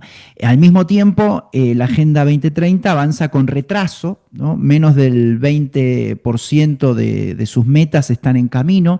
Afortunadamente, la agenda que no va con retraso es la 2033, ¿no? La del proyecto Conciencia y Sociedad Distópica. Así que algunas preguntas, Emilio. ¿Qué reflexión nos puedes compartir sobre la alianza entre China, Rusia y Corea del Norte en este momento de la historia, el rol de Trump y las consecuencias profundas de que menos del 20% de las metas de los Objetivos de Desarrollo Sostenible estén en camino de cumplirse en relación a la Agenda 2030? El pasado mes de febrero, febrero del 25, publiqué un libro en la editorial Ecosofía que tiene como título Prognosis del horizonte venidero. En ese libro analizo lo que es el momento actual y me atrevo a hacer una prognosis de lo que vamos a vivir a lo largo de los próximos años y, desde luego, llegando hasta el célebre 2030. Percibo, Mariano, sin estar en posesión de la verdad, como hipótesis a la consideración, como decíamos al principio, percibo que el nuevo orden mundial en el año 2024 ha terminado ya de ponerse sus cimientos. Percibo que los cimientos fundamentales de lo que es ese nuevo orden ya están puestos. Cuando se va a construir un edificio, la cimentación es muy laboriosa. Con frecuencia es lo que más tiempo tarda y lo que más recursos necesita, porque es una labor farragosa. Percibo que el 31 de diciembre del 2024 la cimentación del nuevo orden es una realidad. Y que lo que vamos a ver de aquí a 2030, por tanto, en este lustro en el que estamos, 2025-2029, es cómo se van a ir poniendo las plantas de ese edificio. Podríamos decir así, coloquialmente, cada año una planta nueva, una vez que la cimentación ya está hecha, para que en el 2030 se pueda inaugurar el edificio a través del nuevo orden mundial. Cuando hablamos del nuevo orden mundial, exactamente de qué estamos hablando. Estamos hablando de que el gobierno que hay actualmente en el mundo, que es un gobierno en la sombra, sale a la luz, deja de estar en la sombra. Estas pocas decenas de personas a las que yo hacía referencia, que están actualmente ya gobernando el mundo, el sistema socioeconómico y a partir de ahí todo lo demás, pero que están en las bambalinas, están detrás del escenario, el nuevo orden mundial conlleva que aparecen en escena. Y aparecen en escena, además, controlando, gobernando el mundo a través de una serie, no muchas, de organizaciones internacionales que van acumulando cada vez más poder en detrimento de los poderes de los gobiernos, de los poderes, vamos a llamarlo, aunque habría mucho que discutir, los poderes democráticos que están actualmente distribuidos entre los países. Lo estamos viendo muy avanzados, por ejemplo, en el ámbito de la salud, ¿no? Como la Organización Mundial de la Salud, con el tratado de pandemia que ya finalmente se ha aprobado en el mes de mayo pasado, pues ante emergencias no solamente sanitarias, sino también climáticas, puede asumir los poderes de los estados a nivel mundial ante esas situaciones de emergencia. El nuevo orden mundial, dicho de una forma por tanto directa, es que el gobierno que está en la sombra sale de las bambalinas y está en el escenario. Igualmente conlleva fundamentalmente la instauración del transhumanismo. El transhumanismo que sustituye a una visión de la humanidad humana y consciente. Un transhumanismo que nos quiere convencer de que el ser humano es puramente nuestra apariencia física y material, nuestro mundo físico, emocional y mental, y que nuestra evolución está llamada, y es la única manera de conseguirlo, a meternos en el entramado tecnológico, a enchufarnos inalámbricamente, pero enchufarnos al entramado tecnológico. Eso es el transhumanismo. Y junto con eso hay algo muy importante que yo me atrevería a vaticinar, Mariano, y es que en algún momento, estos años 2025 a 2029, vamos a seguir estando en la batidora, permíteme que lo diga así, en la batidora.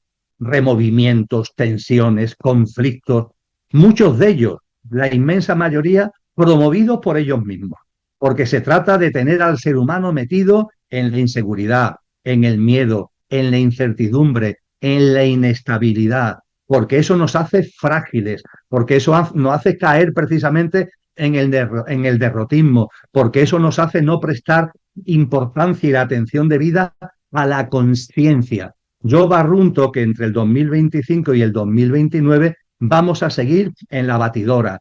Esa batidora ellos le han dado un nombre. Está en el Pacto para el Futuro que se aprobó en Naciones Unidas con el apoyo unánime de 193 países en septiembre del año 2024, se llaman los shocks globales. Están perfectamente descritos, son como los botones que tiene la batidora y que pueden ir pulsando para tenernos, pulsando uno o pulsando varios a la vez, tenernos permanentemente ahí. Porque su objetivo es que nuestro nivel de confusión sea tal que cuando ellos, como gobierno mundial, aparezcan en la escena, lo aplaudamos. Porque ellos aparecerán en la escena, Mariano, vendiendo que traen ya por fin la paz y la seguridad. Fíjate, está anunciado en los textos cristianos de hace 2000 años. Ojo, ojo, porque llegará un momento en el que los que gobiernan el mundo, y lo gobiernan además de una manera involutiva, aparecerán ya directamente en la escena y harán una proclamación de paz y de seguridad. Y después de tanto tiempo en la batidora, ya llevamos un tiempo, y lo que nos queda, pues la gente de forma inconsciente querrá creerse que eso es así y aplaudirán la instauración de ese nuevo orden mundial que es ni más ni menos que más de lo mismo, pero revestido de otra forma, la plasmación ya pública de lo que ahora mismo está detrás de las bambalinas y no vemos en el escenario, y de un transhumanismo donde lo virtual y lo artificial se va a revolver directamente contra el ser humano para, repito, convertirnos en un engranaje más de ese entramado tecnológico completo. Esto es para mí la síntesis de lo que es el nuevo orden mundial, lo que es la síntesis también de lo que vamos a vivir. Esta batidora para ellos es absolutamente imprescindible. Podemos tener dudas de qué botón van a apretar y hasta y qué nivel de intensidad le van a dar apretón. ¿Va a haber una guerra mundial? ¿No va a haber una guerra mundial? ¿Va a haber nuevas pandemias? ¿No va a haber nuevas pandemias? ¿Hasta dónde van a llegar y a dónde van de alguna forma a impulsar las emergencias climáticas? ¿Hasta dónde puede haber fenómenos? Porque en la relación de hechos globales hasta se habla de estos fenómenos que vienen del espacio exterior, que pueden de alguna forma afectar a la dinámica de vida habitual. Estos botones están ahí. La intensidad con la que se van a apretar, yo no lo sé. Lo que no tengo ningún tipo de duda es que se van a ir apretando convenientemente para mantenernos en la batidora. Esa batidora es lo que a mí me gusta llamar, y termino, el huracán de magnitud aceleradamente creciente. Huracán, de magnitud aceleradamente creciente. Y ante esto, Mariano, amigos y amigas, no hay otra solución que situarnos en el centro del huracán. Y eso se consigue con conciencia, situarnos en el centro del huracán. En el centro de un tifón no hay viento. En el centro de un tifón la temperatura es cálida y los cielos están despejados. En el centro del tifón. Como te salgas, te ves metido en el torbellino. Y claro, si no vivimos en conciencia, si no tomamos conciencia conociéndonos a nosotros mismos, conociendo los signos de los tiempos, interrelacionando el conocimiento de nosotros mismos con el conocimiento de la realidad, abriendo una dinámica de vida. Hemos incidido ya en muchos campos, ¿verdad?, de esa dinámica de vida consciente que tenemos que llevar a cabo en nuestra relación con la vida, en nuestra relación con los demás, en nuestra relación con la tecnología. Si no somos capaces de tener responsabilidad con nosotros mismos y situarnos en el centro del huracán, en ámbitos como los que hemos comentado y todos los demás de nuestra vida cotidiana, vamos a ser simplemente manipulados, vamos a ser simplemente tergiversados y vamos a ser simplemente convertidos, sin darnos casi ni cuenta, en unos fantoches transhumanos que además nos venderán que podemos vivir 5 años más, 10 años más, 30 años más, y nadie se preguntará, ¿pero para qué quiero vivir más o menos años si no tengo calidad de vida? ¿Para qué quiero vivir más o menos años si me he convertido ya en un muerto viviente? Si soy un zombie, que no estoy viviendo, estoy sobreviviendo, que realmente no estoy haciendo, estoy reaccionando ante los implantes, los programas que me tienen metido desde el sistema. En lugar de hacer este tipo de reflexiones, ellos nos quieren inconscientes, transhumanos y llenos de miedo, de inseguridad, de inestabilidad y de esa forma manipulables y troceables e implantables, querido amigo. Exacto, exacto, Emilio. Te invitamos a ti, que estás viendo, estamos en vivo y en directo, hoy sábado 20 de septiembre. Te invitamos a profundizar en el libro Prognosis de un horizonte venidero. Dejaremos su portada para que lo puedan tener identificado y puedan encontrarlo también. Bueno, lo pueden encontrar en el blog El Cielo en la Tierra, el blog oficial de Emilio Carrillo.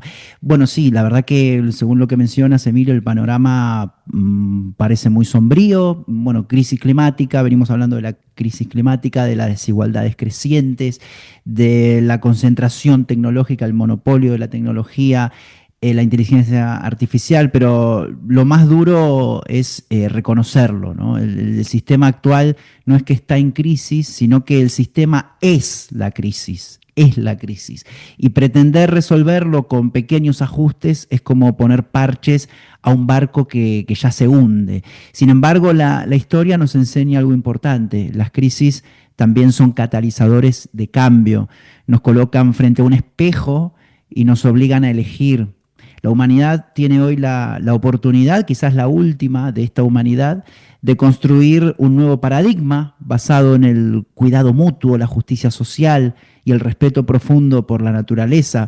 Y el reto no es menor, decidir si seguimos defendiendo un sistema, como tú bien dices, depredador, que nos lleva directo al colapso, o si nos atrevemos a reinventarnos colectivamente. Y en lo que respecta a la Agenda 2030, necesitamos algo más que discursos, necesitamos ética, necesitamos cooperación, pero traducidas también, todo esto traducido en tratados fuertes, ¿no? En tratados sólidos, con compromisos reales. Hoy el desarrollo sostenible que proclama la Agenda 2030 no es más que un maquillaje verde, ¿no? Campañas de marketing que aparentan compromiso ambiental o compromiso de otras índoles, mientras se mantienen intactos los mecanismos de explotación y desigualdad. Entonces, claro, reciclar plásticos no basta si seguimos sosteniendo un modelo basado en el consumo excesivo y en la sobreexplotación de recursos naturales, ¿no? Los países ricos y las élites corporativas, lejos de dar el ejemplo, buscan salvarse a sí mismos, ¿no? Es un sistema egoísta, dejando atrás a los más vulnerables. Y esta falta de solidaridad convierte a la Agenda 2030 en un documento de buenas intenciones desconectado de la realidad, ¿no? Entonces, quizás la salida viable sería, pienso yo, y ahora Emilio compartirás, impulsar tratados internacionales quizás más comprometidos, más sólidos, más rigurosos, que obliguen a todos los países, especialmente, volviendo un poco al cambio climático, es un tema muy preocupante, especialmente a los más contaminantes, ¿no? A reducir emisiones y a aportar un financiamiento climático justo. Por nombrar un ejemplo, Emilio, tú conocerás muy bien, en 2015 casi todos los países del mundo firmaron un acuerdo de París con un objetivo claro, ¿no? Mantener el aumento de la temperatura global por debajo de 2 grados centígrados, idealmente un 1,5, ¿no? de grados centígrados. Y cada país debía presentar sus planes de reducción de emisiones y revisarlo cada 5 años. Los países desarrollados prometieron 100.000 millones de dólares anuales para apoyar al sur global en adaptación y mitigación. Pero ¿qué resultados se obtuvieron? Nada. O sea, las metas nacionales no son obligatorias, es decir, ningún país puede ser sancionado si incumple. Lo voluntario reemplazó a la obligación y el compromiso. Un ejemplo claro, Estados Unidos, bajo la orden de Trump, abandonó el acuerdo, argumentando daños a su economía y nadie pudo detenerlo. Además fue insuficiente, porque incluso si todos cumplieran lo prometido, el calentamiento superaría los 2 grados centígrados. Entonces, y también abrió este acuerdo la puerta al greenwashing, ¿no? Gobiernos y corporaciones que se visten de verde mientras continúan expandiendo sus negocios con combustibles fósiles, ¿no? Y la cifra esta de 100.000 millones anuales jamás se cumplió en su totalidad. Gran parte del dinero no es nuevo, sino que es ayuda reciclada, disfrazada de financiamiento climático, y además predominan los préstamos por sobre las donaciones en ese acuerdo, que además esto aumenta la deuda de los países pobres. O sea, fue un acuerdo utilizado para hacer negocios envueltos en falta de transparencia. Entonces, ¿no crees, Emilio, que quizás con acuerdos más comprometidos, más sólidos y más rigurosos podríamos apuntar a algo interesante a lograr como humanidad?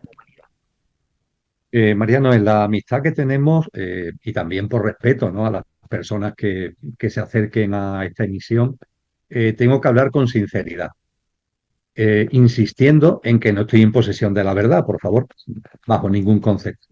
Pero sí planteo de corazón mi convencimiento. Mi convencimiento es que tratados internacionales, acuerdos entre países, medidas oficiales, gubernamentales, etcétera, etcétera, desgraciadamente no sirven para nada. Es simplemente más de lo mismo, son declaraciones muy grandilocuentes, puestas de escena que no sirven para nada.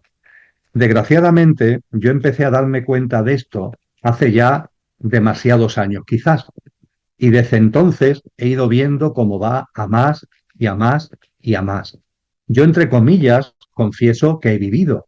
no es que esté actualmente en un nivel alto de conciencia, voy en el camino, modestamente, de la conciencia. Pero confieso que he vivido totalmente alejado de la conciencia. Y en esa época, hace unos 25 años, 27, 25, 22, presidí el programa de desarrollo regional y local del sistema de Naciones Unidas. Fui presidente de ese programa, del programa del NET. Y ahí tuve oportunidad excelente, el privilegio de percibir cómo funcionan todas esas instituciones, cómo esos programas, esos mecanismos. La conclusión final fue que entre el 2008 y el 2010 yo dejé todo. Y para mí hago un análisis personal, pero que ahora quiero llevarlo a una reflexión que también sea colectiva. Para mí, lo que viví de fraude, de engaño, de manipulación, en primera persona, de cómo, como tú dices muy bien, se manejan cifras que son falsas, cómo se habla de unos dineros que después no van a donde dicen que van, cuando como finalmente siempre van, finalmente a manos de lo mismo, de uno o de otra manera, o para financiar siempre las mismas cosas que tienen que ver con gobiernos corruptos, que tienen que ver con intereses de las grandes corporaciones transnacionales. Cuando todo eso hay un momento determinado que me llevó, tú lo sabes, a dejar todo. Dejé toda esa vida por completo. En el 2010 dejé incluso la docencia universitaria porque sentí que había un reclamo en mi interior, de mi verdadero ser, no de este tal Emilio, sino lo que está encarnado en él, que me exigía caminar de otra manera y modestamente en esa senda es por la que voy andando. Y lo quería llevar a una reflexión colectiva, y esa reflexión colectiva lo voy a hacer con el experimento de la rana hervida. Es un experimento atroz, porque se trata de las tecnologías de la materia, es decir, esas tecnologías que no le importa el manipular la vida y el dañar a la vida con tal de hacer determinadas pruebas o conseguir determinados resultados. Pero creo que, aun siendo una barbarie, es un experimento de laboratorio muy ilustrativo de lo que quiero transmitir.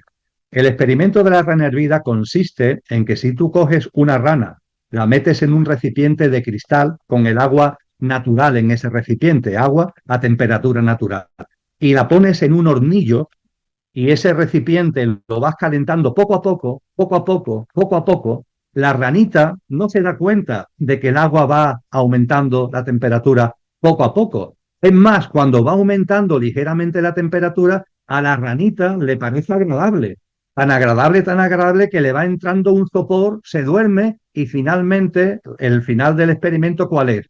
Que la ranita muere abrasada, la ranita muere hervida. Pero ese experimento tiene una segunda fase.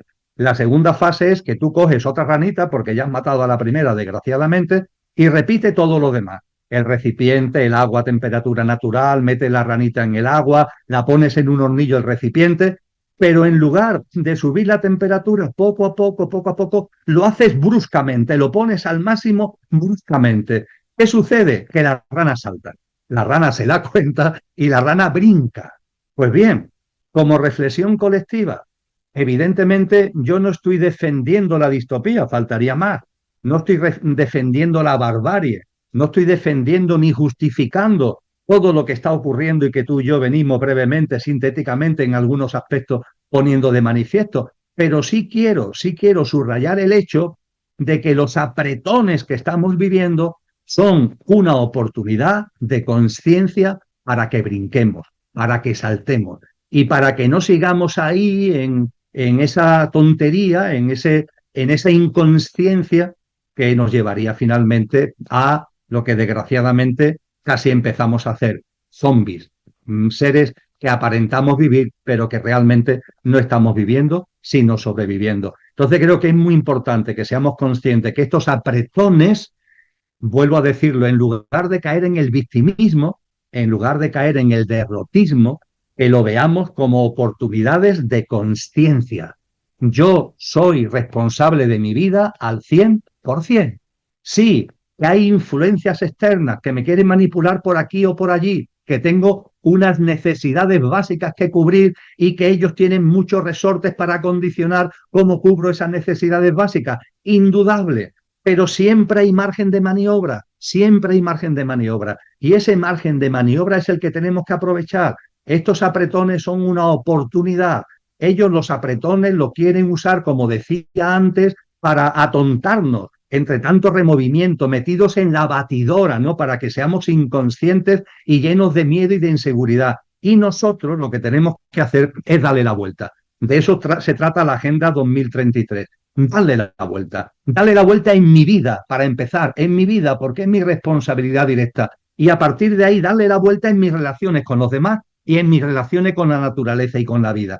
Y en eso hay que avanzar e ir ampliando en círculos concéntricos, porque cuando empezamos a andar este camino, claro que podemos hacer cosas, y tantas cosas. Diariamente, en cada momento del día podemos hacer cosas, que no nos dejemos nublar la mirada por los telediarios. Yo lo que está pasando en no sé qué sitio puede tener mi solidaridad, pero lo que yo puedo hacer realmente es en mi ámbito cotidiano. Y cuando me doy cuenta de eso, me doy cuenta de la cantidad de cosas que puedo hacer cuando he tomado la decisión, como la rana, de brincar y de tomar conciencia.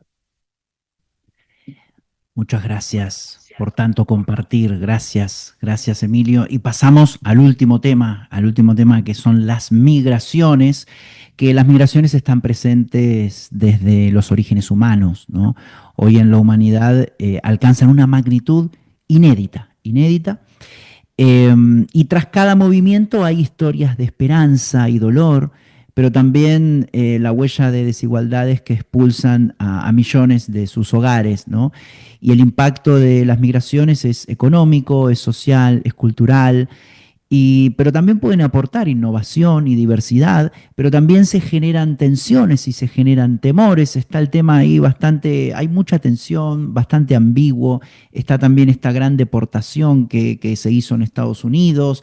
El factor climático también hace que muchas personas abandonen sus hogares por las guerras, los conflictos bélicos. Hoy sinceramente es un tema que preocupa, ¿no? Preocupa. Y más allá de cifras, lo esencial es ver la migración como un fenómeno humano que nos reta a integrar diversidad y garantizar derechos, ¿no? Lo cierto es que ningún muro material o legislativo detiene la desigualdad y bueno, es hora de llenarnos de solidaridad y de construcción de sociedades inclusivas. Entonces, esto es un gran reto para los países en el marco de las inmigraciones. Emilio, ¿cuáles son las principales brechas socioeconómicas que hoy impulsan a millones de personas a migrar? ¿Qué futuro imaginas para las migraciones en un contexto de crisis climática, desigualdades crecientes y tensiones geopolíticas? Recientemente, Mariano, bueno, tan recientemente como que en la comunidad de Telegram del proyecto Conciencia y Sociedad Distópica, hoy estamos a sábado 20 de septiembre del 2025, pues el pasado lunes, es decir, el lunes 15 de septiembre del 2025, publicamos el informe Inmigración y Conciencia. Es un informe de 24 páginas donde analizo con detenimiento el fenómeno de la inmigración desde una perspectiva que pretende, al menos pretende, ser consciente. Ese texto está a disposición de todos los interesados en la comunidad de Telegram del proyecto. Y fue emitido lo que es la exposición. Evidentemente la exposición del texto fue más breve, porque si no tendría que estar hablando horas y horas para desarrollar 24 páginas, pero fue emitido por Ecocentro Televisión, de tal forma que en mi canal de YouTube, en el canal de la Academia de la Consciencia, está ese vídeo a disposición de quien quiera verlo. Pero yo aconsejo, más que el vídeo, ir al informe completo, porque hay muchos datos, hay muchas reflexiones y creo que se va desarrollando un hilo conductor interesante en orden a responder lo que tú acabas de plantear. Dicho esto, decíamos al principio de este diálogo que ojo con caer en la confrontación, en la dualidad, en polarizarnos. Estamos viendo esto con lo que tiene que ver con los flujos migratorios. Hay una polarización en la opinión pública, hay una tensión creciente en la opinión pública y es una tensión además que está siendo favorecida por aquellos que precisamente beben e incitan a esa confrontación y a esa división, porque nos quieren con miedo, inseguros, en la incertidumbre y además separados y divididos. Es la forma precisamente de promover la deshumanización. Y han visto un caldo de cultivo en lo que tiene que ver con los flujos migratorios. Los flujos migratorios siempre han existido. Es verdad que de un tiempo a esta parte están aumentando. Y es muy importante, Mariano, en el informe este que comparto, los datos son clarísimos, de que cuando hablamos de flujos migratorios, la mayoría de las personas que se mueven por el planeta no se mueven por pobreza, por hambruna o huyendo de una guerra, huyendo de la muerte, que por supuesto que las hay en un número significativo. Pero ojo, no es la mayoría. La mayoría de los flujos migratorios vienen de países que están en vías de desarrollo. No son países desarrollados, sino países que están en vías de desarrollo. Y es curioso porque los datos, insisto, son incontestables. Un tanto por ciento depende mucho de la zona del mundo, pero desde luego cuando hablamos de la inmigración que llega a Europa, el tanto por ciento claramente mayoritario, la inmigración que llega a España, pongamos por caso, el tanto por ciento claramente mayoritario no viene de países pobres, entre comillas, donde la gente esté huyendo de la pobreza. No viene, por ejemplo, del Sahel, que es esa zona que se mueve entre el Sáhara y Sudán, donde hay 10 países donde la situación socioeconómica es absolutamente desesperada. Pues bien, el mayor flujo migratorio no viene de ahí, sino que viene de países que tienen un cierto nivel de desarrollo. Países de Hispanoamérica y países del norte de África, fundamentalmente de Marruecos. Esto es importante que lo tengamos en cuenta porque a la inmigración hay que darle una atención solidaria y de acogida. Esa es mi percepción. Yo percibo que si los capitales pueden moverse por el mundo, si las transnacionales pueden moverse por el mundo, como hemos compartido, sin barreras ni fronteras, ¿cómo el ser humano no se va a poder mover por el mundo? Es una contradicción. Ahora bien, claro, para que eso sea sostenible, para que esa acogida sea sostenible, hay que tener unos parámetros de sostenibilidad. Y esos parámetros de sostenibilidad, que son los que en ese informe yo intento poner de manifiesto, la verdad es que ya a estas alturas son muy conocidos. Y yo lo resumiría de la siguiente manera. A una persona que viene huyendo de la muerte, que viene huyendo de la pobreza, que viene huyendo de la guerra, etcétera, etcétera, hay que darle una atención absoluta y completa. Por ejemplo, a los menores que vienen de esos países. Hay que darle una atención completa a esos menores, hay que darle acogida, hay que atenderlo en lo primario, hay que tutelarlos e incluso darle educación y darle sanidad hasta que sean mayores de edad. Porque de donde vienen no hay nada, lo que hay es muerte, hambre, guerra, y ante eso nuestro corazón tiene que abrirse. Y ese corazón que se abre, además, también utiliza la inteligencia. Y la inteligencia que nos dice que las sociedades europeas, Mariano, vamos a hablar con claridad, son demográficamente decadentes. Demográficamente decadentes. Son demográficamente decadentes porque tienen una curva descendente de población, porque los niveles de natalidad han caído por los suelos. Y el nivel de mortalidad, cuando se compara con el de natalidad, presenta un saldo vegetativo negativo. Concretamente España, que tenía 39 millones de habitantes en el año 1999, las prospecciones demográficas hacen que en el 2025 debería tener no más de 34 o 35 millones de habitantes, de 39 a 34 o 35, un declive demográfico. Pero junto con el declive demográfico hay un envejecimiento de la población. No solamente es que se pierde población, es que hay un envejecimiento porque la esperanza de vida aumenta, no, la natalidad es muy baja, la esperanza de vida aumenta, con lo que el envejecimiento poblacional es altísimo. Y eso tiene repercusiones sociales, tiene repercusiones económicas enormemente importantes. Ante esto, la llegada de inmigrantes, ¿qué facilita al país? Pues que la curva demográfica, en lugar de ir para abajo, vaya para arriba. y que de esa forma la tendencia al envejecimiento, los efectos de ese envejecimiento económicos, sociales, se minoren, se palíen. Es lo que ha pasado en España.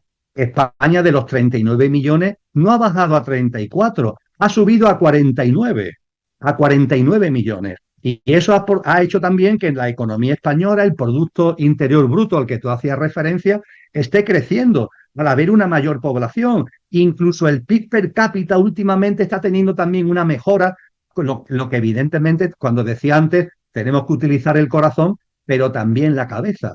El corazón nos lleva a la solidaridad, a la acogida, y la cabeza nos lleva también a darnos cuenta de que esos flujos migratorios nos están aportando cosas.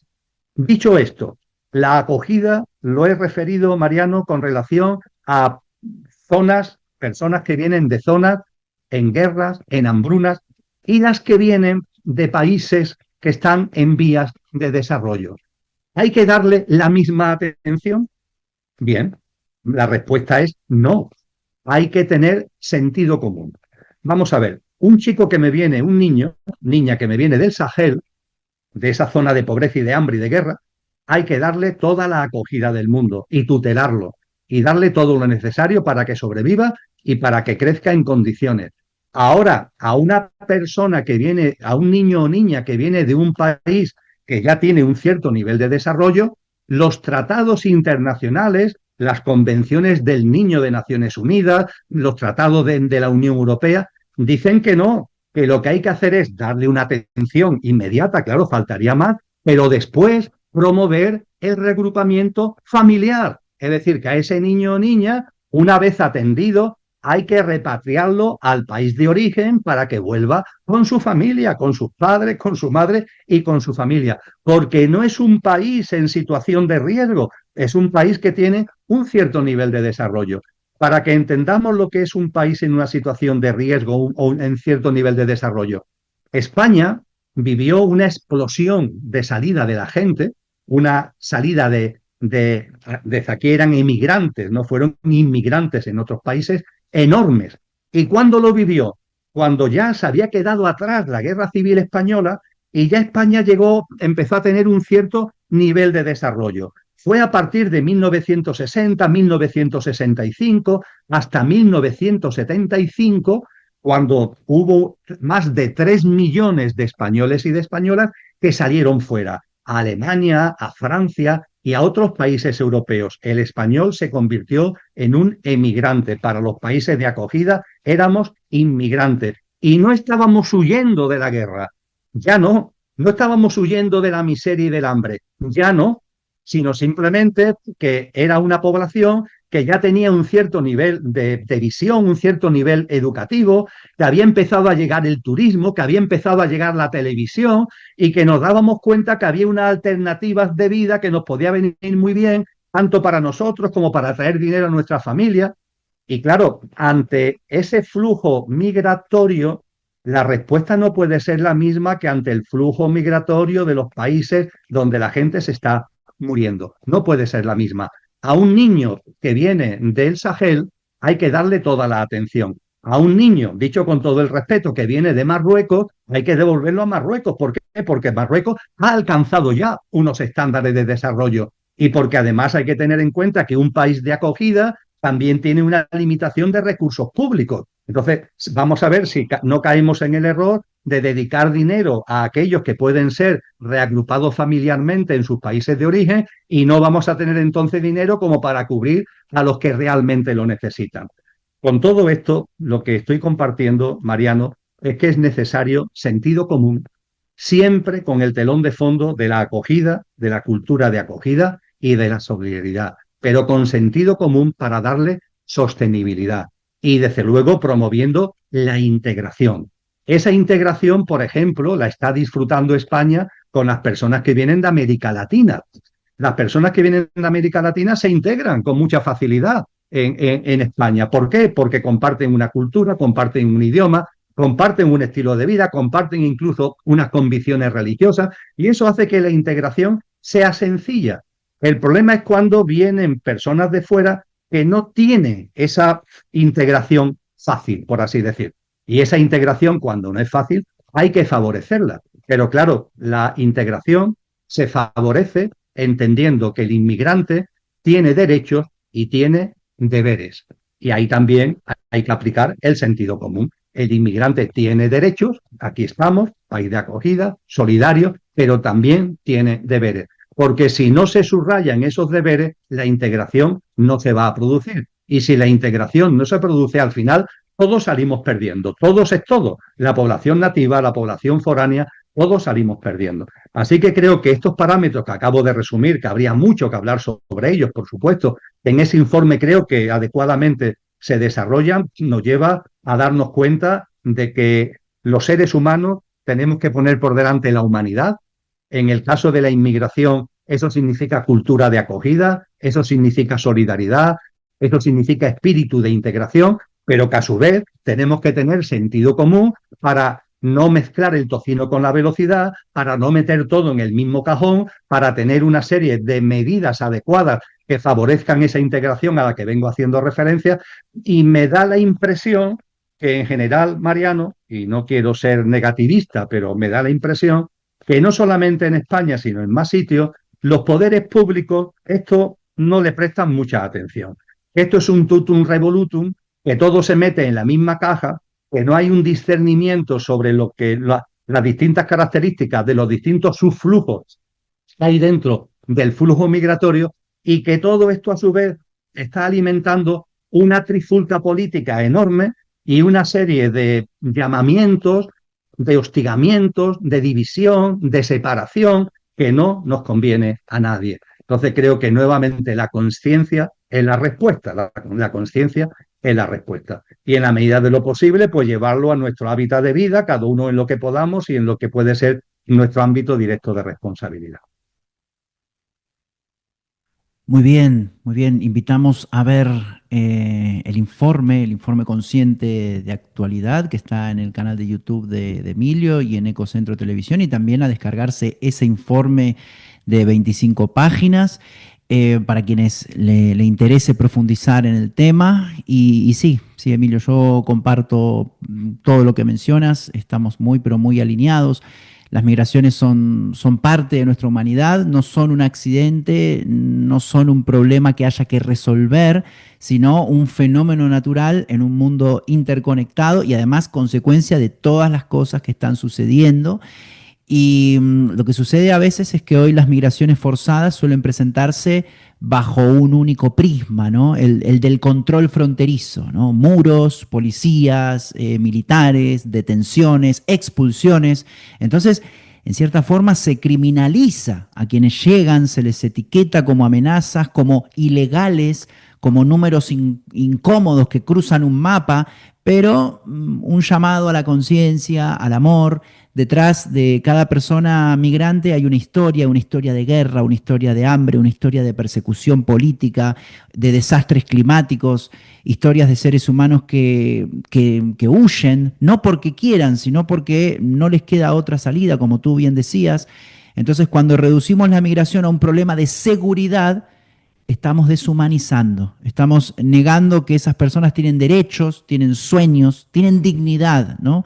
Las convertimos en víctimas dobles. Primero de un sistema global injusto que expulsa y luego de otro sistema que rechaza y criminaliza.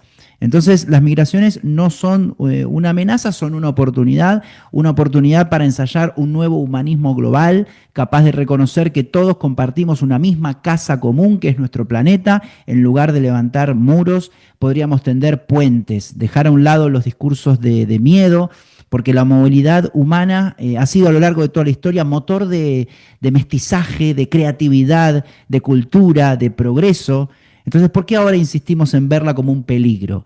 Claro, como tú bien mencionabas y lo mencionaste en el informe y en el vídeo que compartiste, que también genera delincuencia, sí, hay que decirlo, y en gran cantidad de países los delitos de migrantes superan a los números de los nativos, y en ese caso hacer un llamado a la responsabilidad, a los valores, a los principios y, como tú bien decías, a los deberes que tiene el migrante, a algo muy básico, ¿no? A respetar al país de acogida, ¿no? Entonces necesitamos reemplazar la lógica de muros y expulsiones por corredores humanitarios seguros, ¿no? Migrar no debería significar perder derechos, al contrario, una sociedad justa debe garantizar acceso a la salud, a la educación, a la vivienda, al trabajo digno, a toda persona que pisa su territorio sin discriminación. Y como tú también mencionabas, y yo lo destaco, especial atención necesitan los más vulnerables, ¿no? Mujeres expuestas a violencia sexual en las rutas migratorias, niños que cruzan fronteras solos, personas que huyen de la guerra y de la pobreza necesitan un trato especial siempre y cuando puedan ser, no puedan ser reagrupados y siempre y cuando haya recursos, ¿no? En el país de acogida, como tú bien mencionabas, con criterio, con sentido común, porque la integración no ocurre sola, se construye a través de programas de idioma, de formación laboral, de espacios culturales y educativos que faciliten el encuentro entre quienes llegan y quienes ya están. Emilio, un mensaje final para el canal, para la audiencia, un mensaje inspirador, esperanzador, de confianza que nos quieras mencionar, que ya nos hemos pasado del tiempo, por eso te pedimos disculpas, pero sinceramente el tema estuvo muy, pero muy interesante. Pues permíteme, Mariano, que para concluir enfatice nuevamente lo que considero que es fundamental, la conciencia. No nos dejemos arrastrar en el pesimismo, en el victimismo, en el derrotismo. Utilicemos el símil, por bárbaro que sea, de la rana hervida. Vamos a dar el salto. Vamos a dar el salto cambiando nuestra dinámica de vida, cada uno la suya. Y en la medida en que vayamos abriendo una dinámica de vida más consciente, más amorosa, más solidaria, vayamos siendo nuestra mejor versión, vayamos siendo, como decía Antonio Machado, mejores personas, personas buenas en el buen sentido de la palabra, nos abrimos, generamos vínculos, generamos círculos, círculos que llegan a otros seres humanos, círculos que nos relacionan de otra manera con la vida en general, con la naturaleza y con la tierra. Y ese es el camino. Estamos efectivamente en una distopía inmensa, pero a su vez es una enorme oportunidad para la conciencia. Finalmente todo tiene su porqué y su para qué. Todo tiene su sentido profundo y posiblemente el porqué y el para qué de la distopía tremenda que estamos viviendo es precisamente la oportunidad para la conciencia, para que demos ese salto hacia adelante y para que inauguremos en nosotros una mirada nueva, unos ojos nuevos que vayan generando ese mundo nuevo. Es responsabilidad de cada uno en su día a día y en su entorno más inmediato y cotidiano. Muy bien, recuerden amigos y amigas el blog de Emilio, El cielo en la tierra, el sitio web de Conciencia y Sociedad Distópica, el proyecto de investigación, la asociación que preside Emilio, el sitio web es www.sociedadistópica.com y la comunidad de Telegram e Instagram. Gracias Emilio por tu tiempo, tu compartir, siempre tan profundo y rico, y nos veremos más adelante, seguiremos trabajando por la Agenda 2033. Y ojalá nuestros encuentros sigan siendo humanos siempre. Al menos yo no tengo pensado crearme un avatar con la inteligencia artificial. Espero que tú tampoco, que sigamos con esta presencia consciente aquí. Y gracias, gracias y gracias.